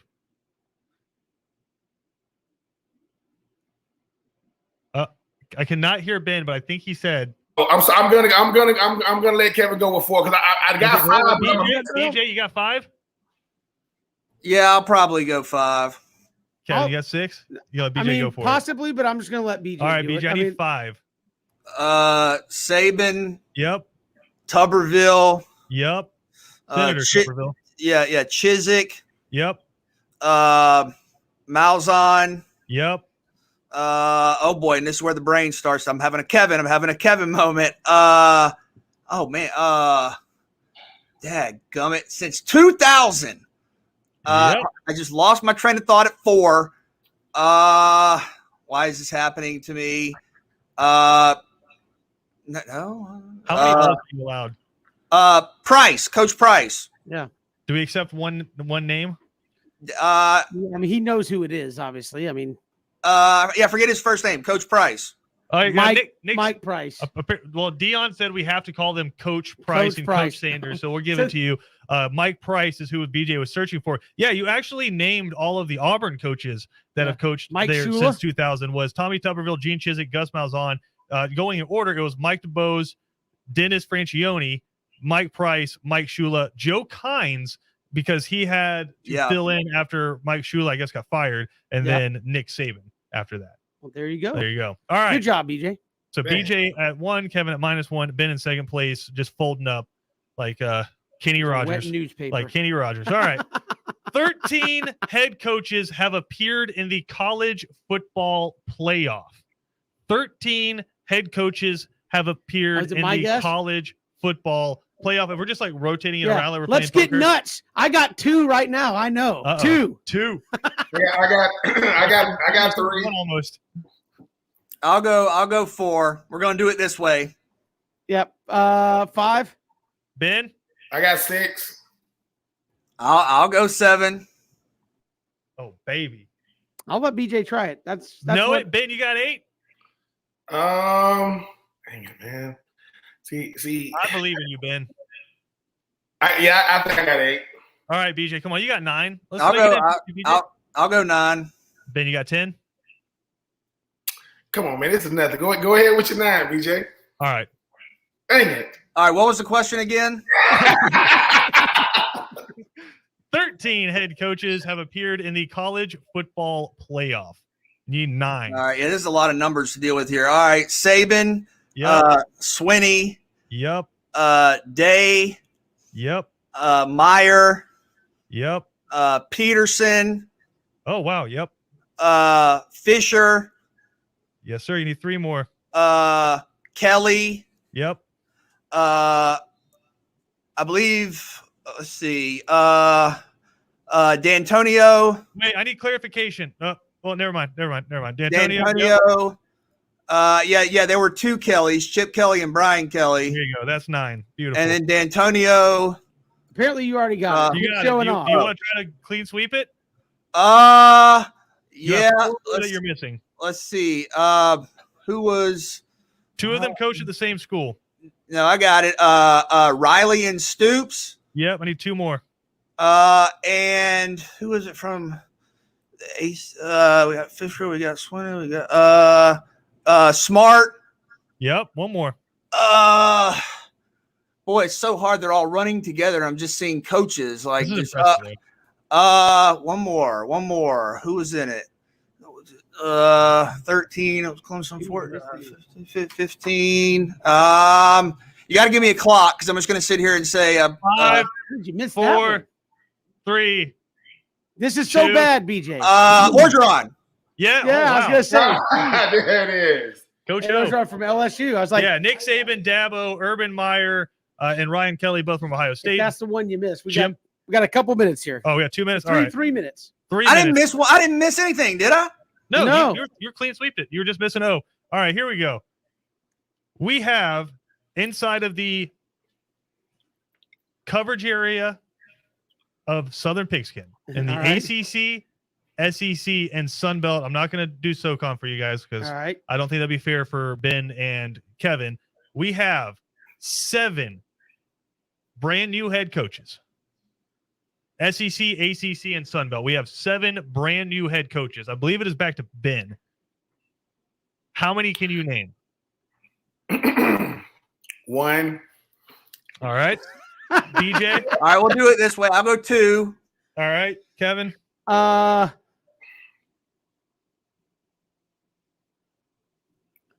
gonna be. If I say 3, Ben's not gonna say it, so I'm gonna pass and make Ben say it. Okay. No, I'm gonna This pass. is really disappointing. Why is it disappointing? Because if I say 3, folded. Ben is not gonna say 4, so that means I'm gonna have to do it. No, so I'm gonna, BJ's still in. I'm gonna pass. Let Wow. Ben do it. Just folding. You're not even going to try to fight for second place? No. You're stuck in third. I'm I can't remember their name. All right, man. BJ, it's at 3 right now. Can you name 4? Yeah, I mean, that's what you want me to go with? I mean, Ben, can you name 5? Man, I know the schools. I can't remember. God dang, I can't remember their names. No, this is bad. I can't remember. I can't remember their names. I mean, We don't have the Phil Still magazine in front I'm of trying them. to fold it. I fold in the picture, so that's why I'm never had down. a guess there. BJ, you just want to flex and give them all 7? I mean, hopefully, I'm running out of gas here. Harson, Yep. Heupel, Yep. Beamer, Yep. Kane Womack, Yep. Terry Bowden, Yes, sir. Need 2 more. Man, Butch Jones. You nailed it. And I'm not surprised this one is the last one on your mind. It's the way my mind. Let's see. No, he's the last one on everybody's mind. Don't worry. Oh, really? Yeah. Yeah. Although I would have said him first, to be honest, but just to get it out of the way. Oh, Clark Lee. Yeah, nailed it. I will give anybody bonus points if they can name new head coaches throughout the rest of college football. How much time we got here, Kevin? BJ Oh, wins. darn. BJ We're up against it. BJ we smokes we still everybody. got like a minute and a half if BJ wants to give it a try. Do you guys want to start naming some coaches at other schools that are first-year coaches? We have 11 other new ones. There's 18 total into the FBS. Sarkisian at Texas. Nice. Wait a minute, man. My knowledge base is really concentrated. Got to ride the Gus bus down to Orlando. Oh, that's right. Oh yeah, UCF. Yeah, Gus now, son. Oh man, I mean, who's new? I mean, who's the new head? I mean, I don't know. I know they got a new one. I don't know his name. Kansas got to have a new one, right? Because they ain't got the old one. Yeah, Kansas is Lance Leopold. Brett Bielema makes his triumphant return. That's right. Yeah. Fighting Okay. Illini. Marshall has a new head coach for the first time in 20 years, I believe, in Charles Huff. Southern Miss, Will Hall's there. You got Maurice Lindquist at Buffalo.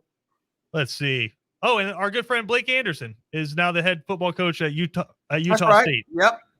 There you go. Way to fill us all in. I'll know those. Probably you ask me those in 10 minutes, and I'll have forgotten the answers to that as well. We'll come back. We still got more to come here on this Friday. Take 3 around the corner. Braves and Orioles coming up as well. It is 3 and out all across the Southern Pigskin Radio Network. If you missed any portion of the show, ESPNCoastal.com, YouTube, Apple Podcasts, and the like. We'll get you a podcasted version of the show. We're coming right back. More to come here on this Friday afternoon. It's 3 and out on the Southern Pigskin Radio Network. Hit us up on Twitter at Pigskin Radio.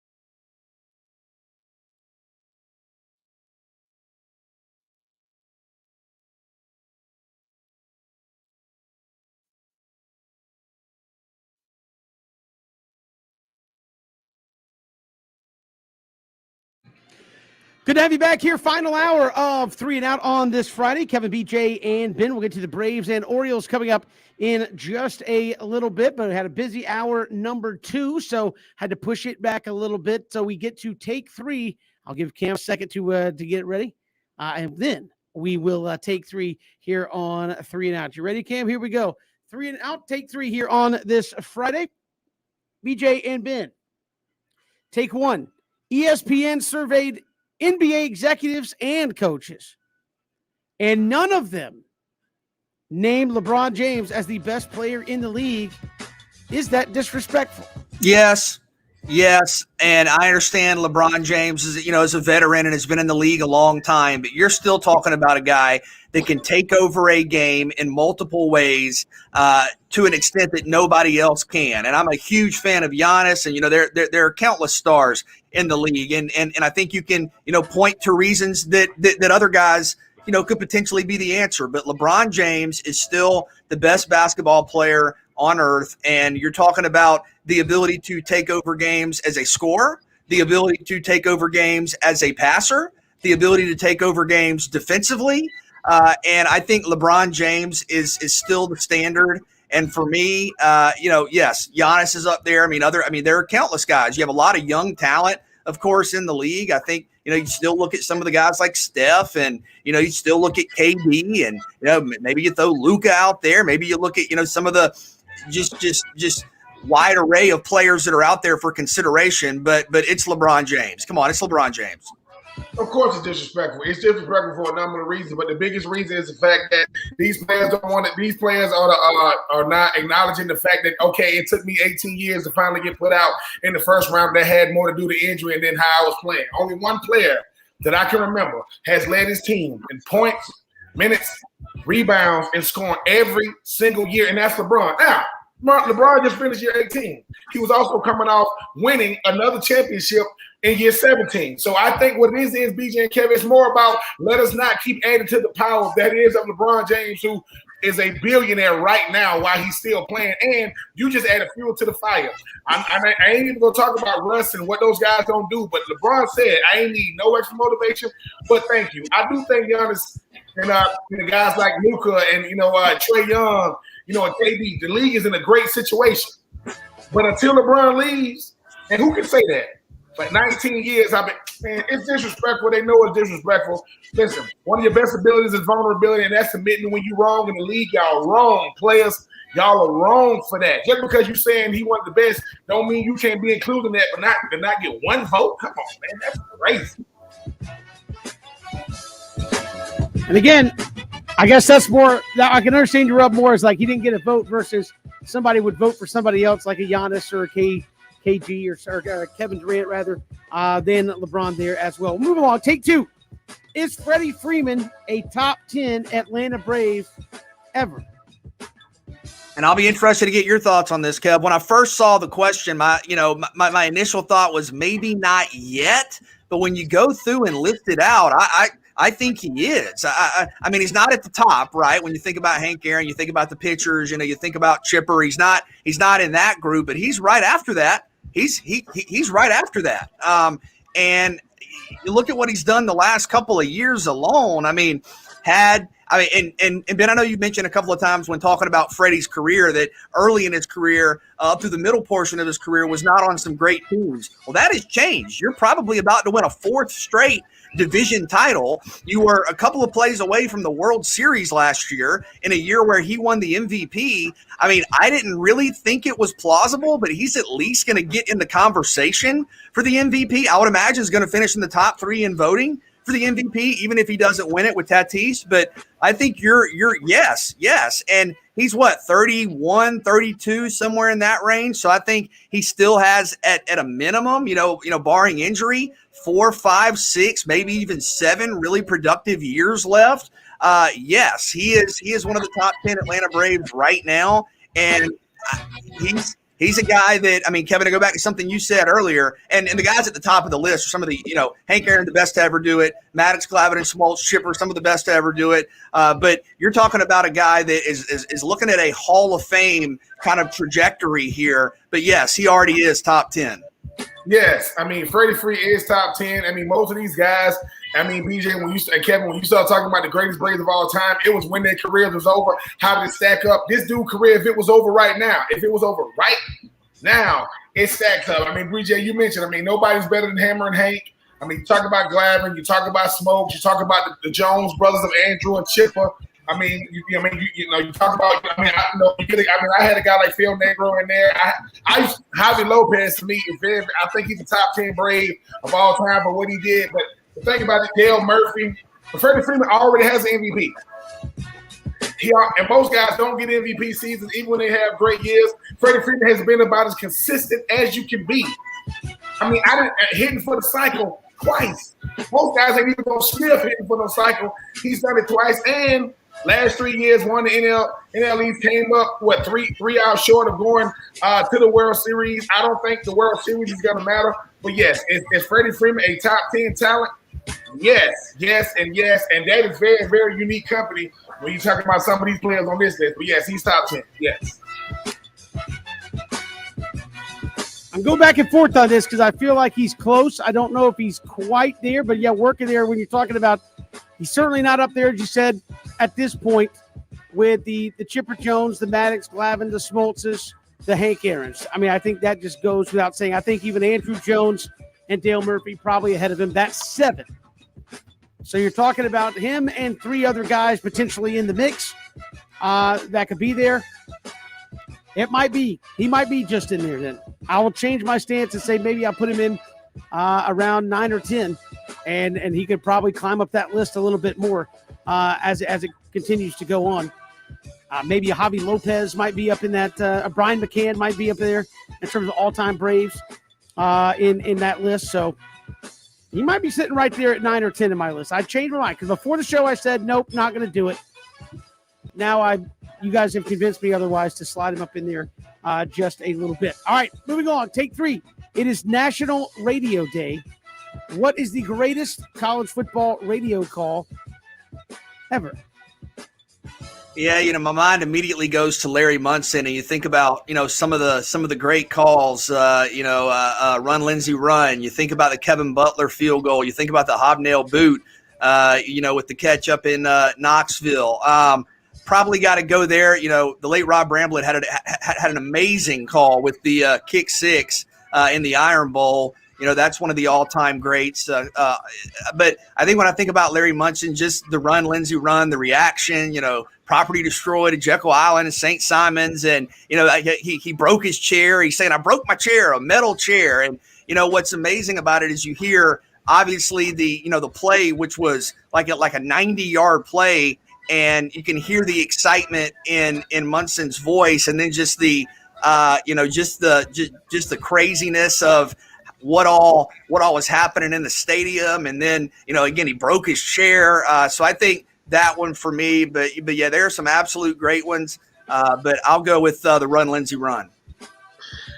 I mean, it's gonna be hard to beat the kick 6, right? I mean, the whole thing about it, just the magnitude, of that entire situation. I mean, but then, the Christian Laettner, the Christian Laettner out there with the pass. I remember that. I remember this one though. Something kind of down goes Frazier, down goes. I remember that. But just the one that I was there for in person, just the kick 6. Could you imagine? You were Auburn fan because that sequence of events, it wasn't even supposed to even make it to that field goal. The game should have been over. And you just it goes up for the kick. They miss the kick. Oh, Chris Davis brings it out, goes to the middle of the field, goes to the left. Oh my God, it's almost like, how do you keep your composure? Kevin. Obviously, Kevin, you do this. I know you get sick of me asking this. Is it just natural? Like, obviously, you letting the game dictate what you're saying. But if something is happening, like if you saying to yourself, wouldn't it be crazy if they missed this kick and Chris Davis took it 100 yards, and then it's happening, and you like, what? How does one keep his composure while watching this game at the same time? I think some of it is, people talked about having a plan, and I think that comes into play when something's like going to happen. Like if you're like, hey, I'm on the call, and like so and so, the next touchdown he gets or the next home run he gets is going to be whatever. So you kind of know that's going to happen. But I think the stuff like the kick 6 is just raw emotion, man. Because like I guarantee you, Rod Bramlett was not sitting up there in the radio booth thinking, what if Chris Davis runs this back 110 yards for a touchdown? Like before that play, he's like, okay, they're either going to kick the game winner or he's going to miss it. So it's going to be devastation for my listeners if they make it, or he's going to miss it and we'll move forward. Not Chris Davis is going to run 110 yards for a touchdown and win the Iron Bowl. Like, there's no way you can say, yeah, I'm going to, if it comes down to it and we get a dude that runs 100 yards, no. Like, you're just living in the moment. That's why he's like screaming, Auburn's going to win the football game, and he's just yelling Chris Davis. Like, he's not saying anything other than after he gets to like the 50-yard line, it's like Larry Munson.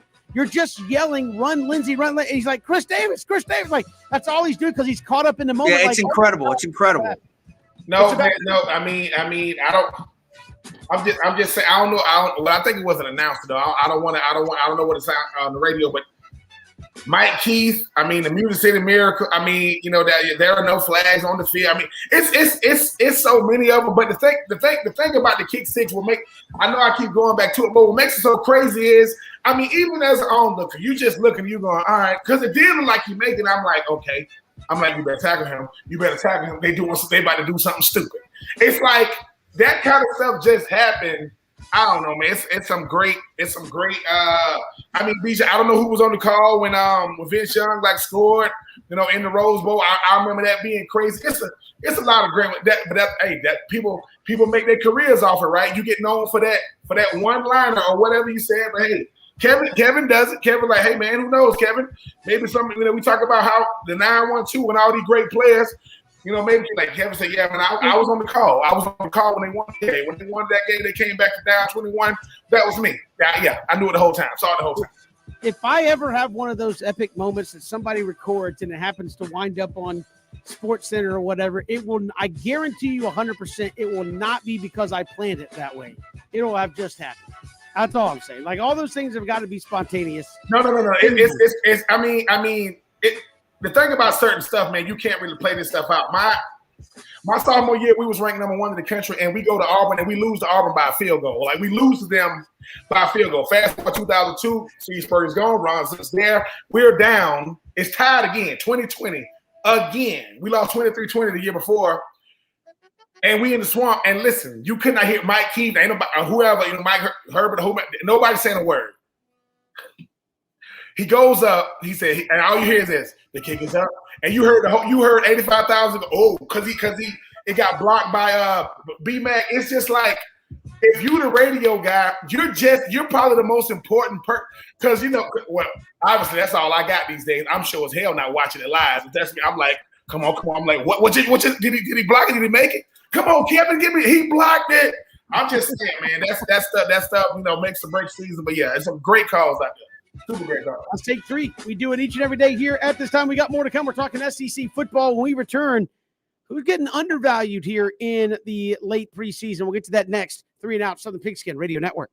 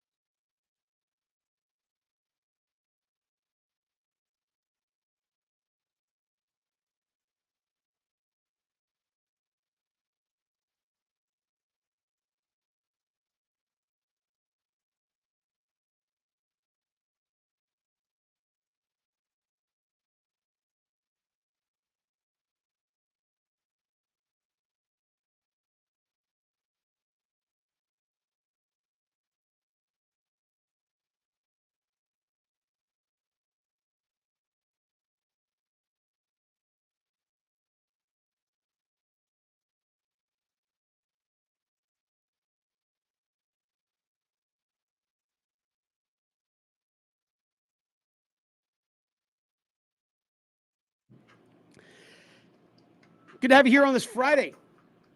Obviously, we're all talking about Bama and Georgia, Florida, LSU, Texas A&M. But who are we undervaluing in the East and the West? Who's kind of getting the underrated kind of talk here? I know we spend a lot of time talking about the top. Who's kind of getting overlooked as maybe a team that can quietly disrupt things and have a solid year? Yeah, got some stories up on southernpigskin.com about the most underrated teams in our coverage area. And just to go right into the SEC, went with one team in the East, one team in the West. And Ben, I thought about Florida in the East, for my pick. I thought about Florida because I've said all preseason, I've kind of gotten the sense that a lot of people have viewed Florida as kind of a top 20-ish type team, maybe 18 to 22. And I felt like that wasn't quite giving this program the benefit of the doubt it's earned. But you saw the coaches poll and the AP poll come out recently, and I think Florida was close to the top 10 in both of those, maybe 12 or 13, and I think that's more fair. So I didn't go with Florida. I think in the East, I think it's Missouri.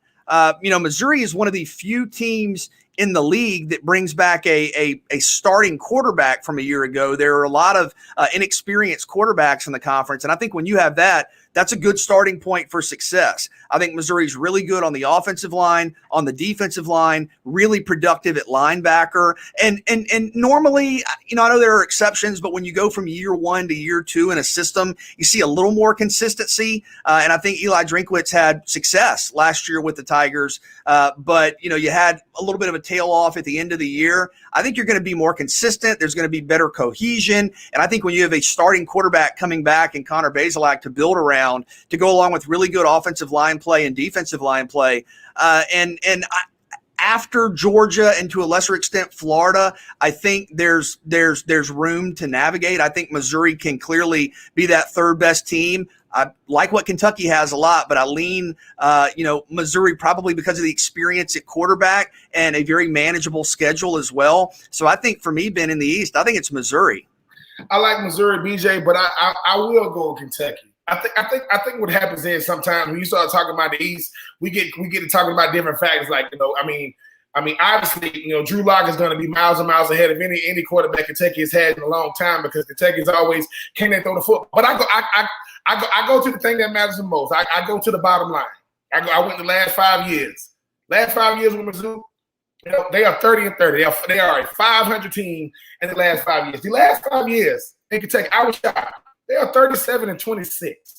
You're talking about 76, 10-3, 85, 5-6, which means while we look at past what Kentucky doesn't have on offense throwing the football, they had a 10-3 team that broke the streak against Florida.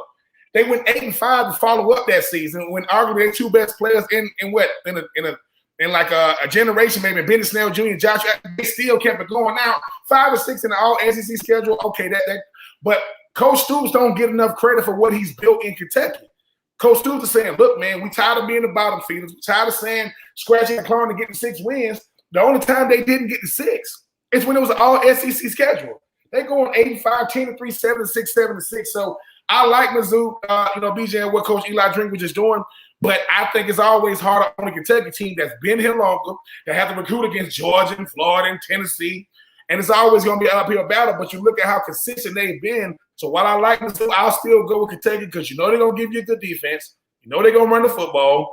They're going to have a solid offensive line. But it's like, can they throw the football consistently? And if they can find a quarterback that can give them consistent play at the quarterback position through the air, dare I say, I think they're going to stick with their winning ways. So give me Kentucky in the East. All right, what about on the other side? And it's hard to say, hey, you're getting underrated in the West when, like 2 teams are competing for national title accolades. One team is potentially on the verge of jumping into that foray in Texas A&M. Who is getting undervalued here in the West, if anybody is, in the preseason? Yeah, it's such a just remarkable division because of the talent and the depth. Auburn is the team that stands out. And I did go Ole Miss over Auburn in my preseason SEC West standings. So maybe I'm even saying this to myself. But, Auburn has uncertainty, right? You have, a new coaching staff coming in. Bo Nix is one of the most experienced quarterbacks in the country. But you don't know what you're going to get from him. Some questions along the offensive line. But it's all about how you phrase it, right? Bo Nix is is a quarterback with 2 full years of starting experience on his resume. He has an Iron Bowl win on his resume. He has a top 10 win over Oregon on his resume. And I think that experience matters in a year where there isn't a ton of experience in the SEC at quarterback. They might have one of the 2 or 3 best running backs in the country in Tank Bigsby, and he's going to line up, he's going to run it, he's going to get the ball a lot. This is a guy that can break tackles. I mean, he is an All-American type player, and I think there's something stabilizing about having a running back who can be that 20, 25 carry a game guy. And then defensively, I think there's a lot there. I mean, you look at Zacoby McClain, the SEC's leading returning tackler. You look at Smoke Monday. I mean, you're talking about Owen Popo. I mean, this is a really talented defense. Now, there are some uncertainties. There are some questions, and the schedule is brutal. I think Auburn plays 5 top 20 teams, but there's an opportunity there to win some national games and kind of change the talking points some. So, where do they fit in the SEC West? It's hard. And with Auburn, when you think they're going to be good, they end up disappointing. When you're like, they're not going to be that good this year, they end up being great. But I think for me, Ben, I think maybe all of us, myself included, not fully giving Auburn enough credit this preseason. Man, I was going to go with Auburn, last 5 years, 41-23 BJ, but I think it's LSU. I mean, the thing about LSU, the reason why they had this awful season last year was because of opt-outs in the draft. Like, no one played. Everybody opt out, and then you trying to scratch a clock. And let's face it, if they win that first game instead of losing it, maybe their season go different. But when they got blown out the way they did, they just win the whole season. But in the last 5 years, they got 47 wins.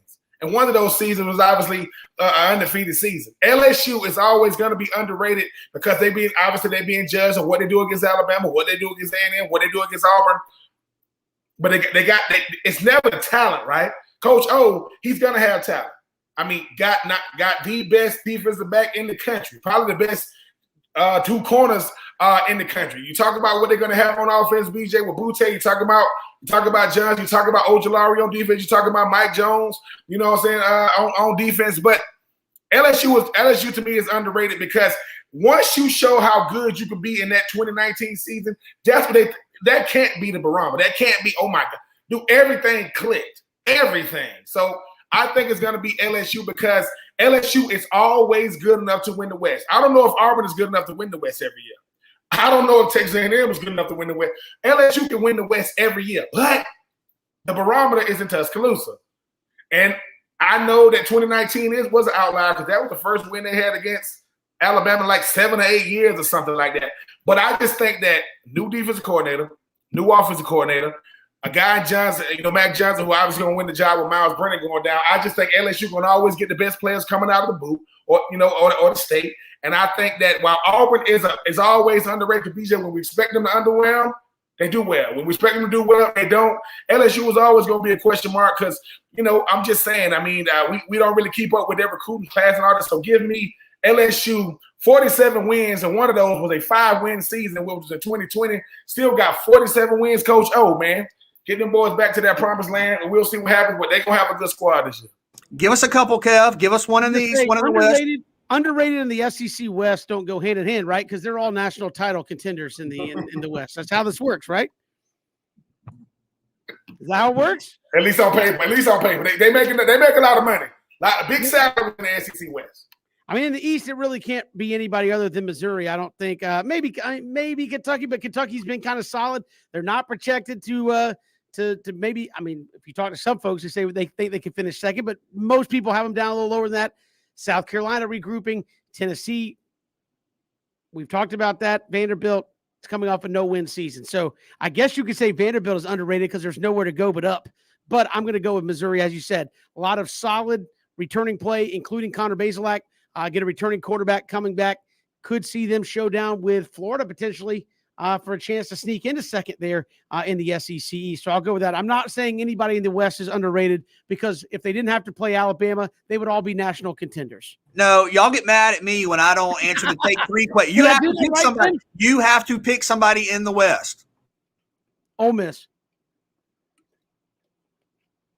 Lane Kiffin, Matt Corral. I mean, Kerryon. Okay, I mean, look, I had Ole Miss on there, BJ, but the thing is, Well, I think there's a perception that Ole Miss is kind of down near the bottom because they were so bad for a while with, and then the years of Matt Luke where they like, hey, they score a lot of points, you get excited, but they're really – so I think there's this perception out there that Ole Miss is probably like the worst team in the SEC still, even though they have Lane Kiffin as their coach. It's like, yeah, Lane's exciting, but they still not going to win a lot of games. I think they are getting underrated a little bit here in the early preseason. We've got more to come here on 3 and Out. We'll step aside, get you ready for Braves and Orioles and more. It's 3 and Out on the Southern Pigskin Radio Network.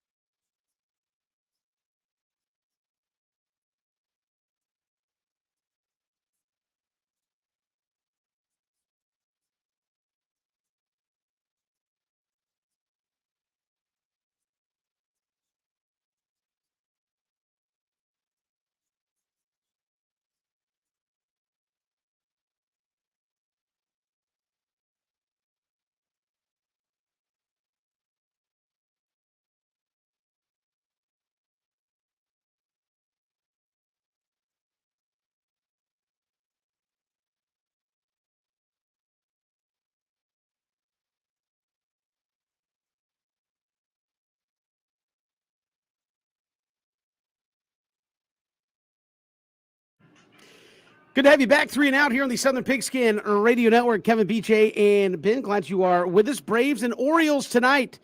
The National League East has been trying to give it to the Braves here. Braves swept the Fish. Now go to the next worst team they could possibly play. The Baltimore Orioles, they get the DH, which means they get another bat in the lineup there as well, BJ and Ben, but a chance for a team that has been red hot to continue to put pressure on the Phillies and Mets, who, I mean, the Phillies are coming off a disastrous series against the Diamondbacks, who are just absolutely awful. Mets are really struggling and in a tailspin. I saw some reports that maybe they don't get DeGrom back at all this season, which would be a big hurt for the New York Mets as well. No, you hate to see that, but you're right. I mean, in a span of really a couple of days, I mean, a week, you've seen Atlanta go from being one of 3 teams in the East, with everybody kind of jockeying for position to be first, and maybe pull away a little bit, to Atlanta now having is it 3.5 or 4 games, a 4-game lead, I believe, over Philly, and the Mets are 5 back in the East. I mean, for Philadelphia to get swept by Arizona was really shocking. And this is a favorable turn in the Braves' schedule. The Orioles are 38 and 82. So they have really struggled. I mean, they have really, really struggled. And Max Fried going tonight. You mentioned the chance to get another bat in there with the DH. I mean, I don't know that you can guarantee you're gonna sweep the series. I mean, especially when you look at what just happened with Philadelphia in your own division, but you feel extremely confident you're going to win the series and continue to put a considerable amount of distance between you and the other teams in the division. I mean, it's just been amazing how quickly that's occurred. I mean, kind of the progression here, guys, right? You had, Atlanta couldn't win back-to-back games. Then, or first you couldn't get over 500. Then you get over 500. Now you can't win back-to-back games. Now you do that. Now you can't get in first place in the division. Then you do that. Then you can't quite. And then here you are. You're 4 games in front with the worst team in baseball on the schedule this weekend. So a real opportunity for the Braves to take a significant step towards the playoffs and winning this division. Now we're gonna learn a lot about this Braves team, and hopefully they've gotten out of that old way of doing things, Kevin. That's playing down to bad competition. People go, how can the Phillies get swept? Because it happens, right? Like, we forget that every team in the B's is good enough to beat the team they're playing against. Even the record don't always tell the whole story, but it's about can Max Fried go out there and continue building momentum? If I'm not gonna say when, if they go to Will Smith, Jesus, Marion Joseph, First, I need us to have a cushion. But another thing, too, is can this infield continue to be, that spark for this entire lineup? I mean, think about Freddie Freed. Now he goes, well, I've got to have my best day because I got Isaac.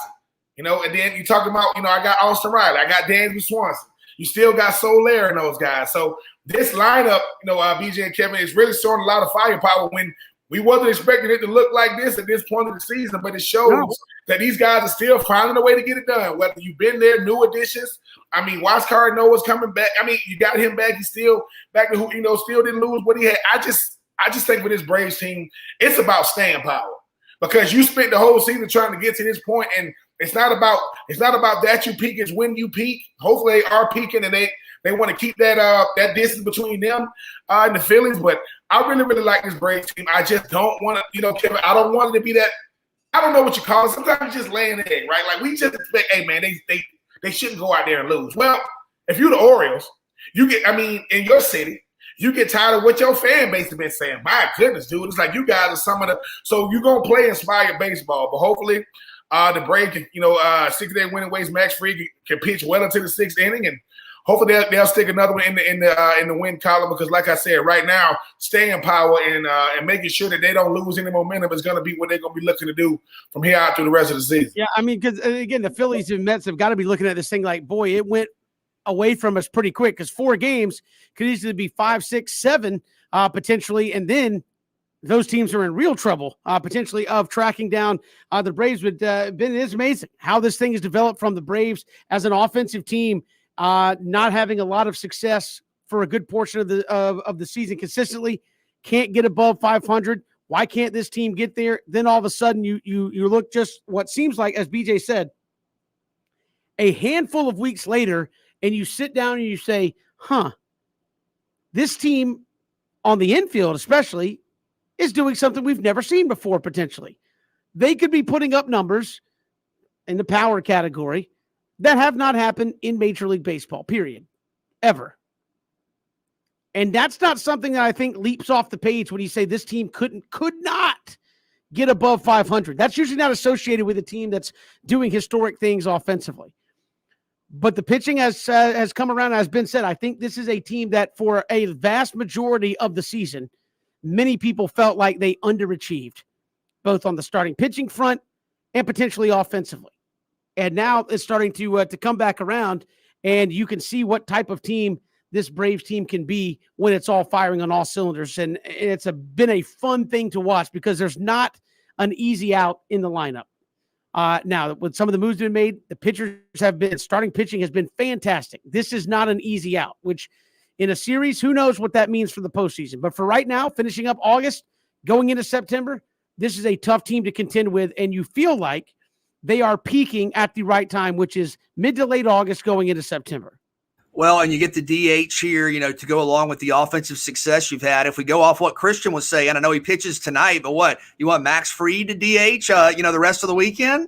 Yeah, it's Solaire's DHing tonight. Yeah, why not let Max Fried have his hacks? He's hitting close to 400. Why not? Let him do it. Don't come on here with our DH. We don't need that. Listen, two things Kevin don't like: the DH and bat flipping. Get it out of the game. Can't do. No. Look, it's got to feel good this late in the season.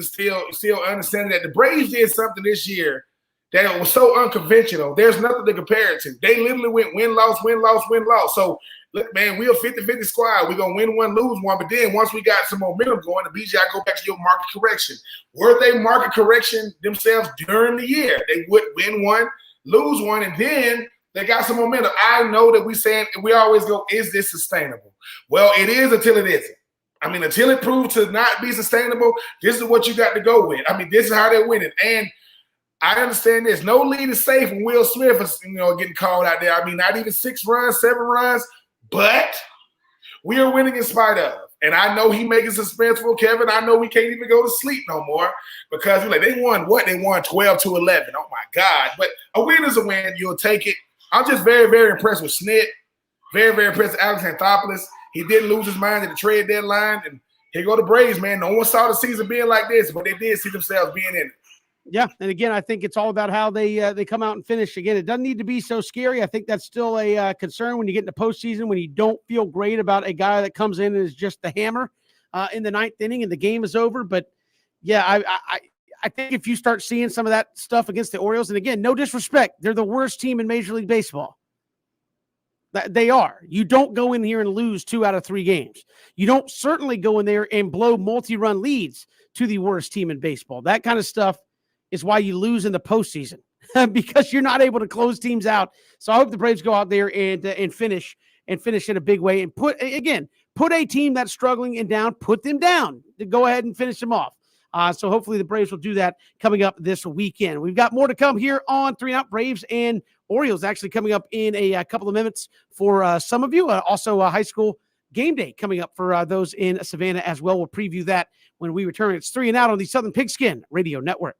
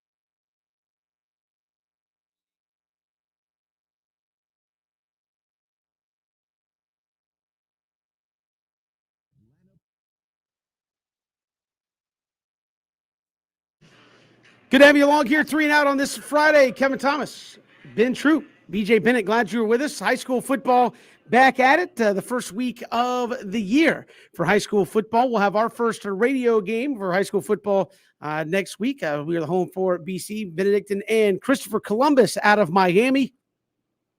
Pre-game coverage at 6 o'clock next week. Kickoff at 6:30 from Memorial Stadium. Myself and Christian Gokel will have all the coverage for you there. But high school football tonight, our own PJ Zuko. Go to ESPNCoastal.com.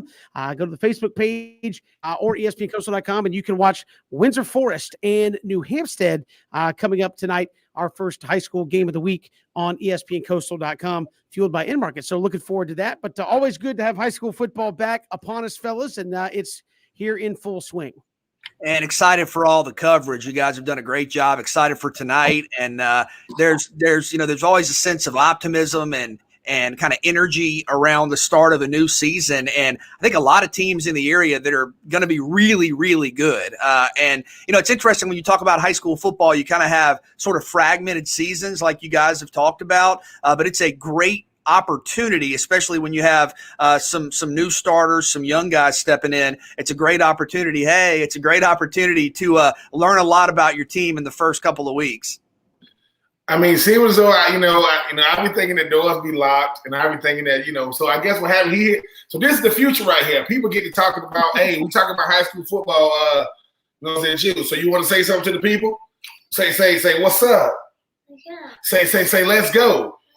Say, high school game day with PJ Zuko. Let's do it. Yes. All right. Get on out of here. You ain't getting paid. You ain't getting no W-2. So get on out of here, little man. No, I'm just saying, man. This is the best part of football because it's just something. It's just something about the authenticity of it and the purity of it. And listen, I am not speaking from I'm not speaking from a win side of things, but it's just so much fun. I'm looking forward to all the teams, all the optimism, BJ and Kevin. But when they kick that ball off, that's when the truth comes to play. But yeah, man, I'm excited about all the coverage. You, Kevin, and Christian and PJ. Like you said, go to ESPN app. But yeah, looking forward to it. But now the rubber about to meet the road. Hammers and nails. Y'all know how it go. Smell us salt. If you scared, stay in the locker room because Kevin Thomas and Christian Gokel will be on the call with PJ, and you cannot hide, ladies and gentlemen. All right, I got to ask you this. More nerves for your NFL debut, your college debut, or your varsity high school debut? Varsity, because I know what to do, right? And for some reason, you always say, this is going to be the year, this is going to be the year, this is going to be the year. And, I mean, BJ took me – I didn't start in high school until my senior year. I mean, college is great, NFL is great, but it's something about Friday Night Lights. It's just the talking of the trash, the wearing the jersey. You realize that some of your teachers they borderline haters behind the scene talking. No. I enjoy every minute of it. It's about the guys you play with, about the guys you play against, and hey. BJ, man, never made it to it was the dome being there. I never made it to the dome. But it ain't even about that with me, man. I just really, really enjoyed it. Game planning, but hey man, crack back blocks. I don't even know if they let you do that in high school anymore, but hey man, you want to talk trash, keep your head on the swivel because I will catch you on the backside. But no, man, I miss it, man. It's been 21 years since my last time in high school, but it never ever gets old. Those Butler High Bulldogs ready to dominate. Oh yeah. I mean, I'm not going. My mom, man, my biggest critic. Walk in the house Saturday morning. Hey, mama, what? We won last night. What? Wake my dad up. Because they ain't at the game. They was like, wake my dad up, John. Tell your daddy what you just did. Daddy, we won last night. It's not congratulations. It's who did y'all play? I'm sorry. I mean, who did we play? But shout out to Brandon Lynch up there with them Cleveland Browns at Hepzibah High School, the only team we dominated in high school. It ain't that you're not gonna hear me say that too much. But shout out to all the fellas. Hey, Kevin went to a powerhouse. He likes talking about the high school days. He went to a state powerhouse. Kevin went to a powerhouse in high school and college. So Kevin's Kevin like, I'm just used to winning. What you want me to do? I'm just used to winning. I deal with winners. Yeah, I had nothing to do with any of that. I will say that 100%. But no, good to have high school football again. Go to ESPNCoastal.com and you can catch Windsor Forest and New Hampstead tonight. Watch that game there at ESPNCoastal.com, and PJ will have a game for you there each and every week, fueled by InMarket. Really excited to be able to add that to the coverage as well. So looking forward to that. PJ also has High School Game Day coming up next, where he will get you set for all the games going on around the area, get you the very latest there about what's going on up and down the coast here for the opening weekend of high school football. Also Braves and Orioles coming up this weekend. Should be a fun series if you are a Braves fan. Let's hope. As Ben said, let's hope they don't play down to the competition level. Well, and I think there's a real chance you're at 4 over Philadelphia right now to move to 5, maybe more than that. And when you think about, the games that are left on the schedule, is it fair to say, especially with more success this weekend, the Braves have emerged as the clear, almost overwhelming favorite now in the National League East? So to reiterate what you guys have said, listen, you're better than the Orioles. Go out there, take care of business like you've been doing, win the series this weekend. Haven't had a chance to talk to Papa B. Happy belated birthday to Papa B. But BJ, I got to see him when the Braves were on the mound. I know who we don't want to be on the mound, but at the end of the day, the Braves are getting it done. And BJ, I hear the optimism in your voice. Are you looking forward to sunny days, BJ? You a rainy day dude. I'm just saying they're winning. I am worried about the market correction, but they're winning, and you have the 4 or 5 game lead. It's all good. Yeah, we've got more to come on Monday as we will officially be in game week, according to BJ Bennett, for college football. We'll have that coming up on Monday. Appreciate Colin Lacey joining us here on the program, talking Georgia Southern football as well. We'll see you Monday here on 3 and Out, on the Pigskin Radio Network.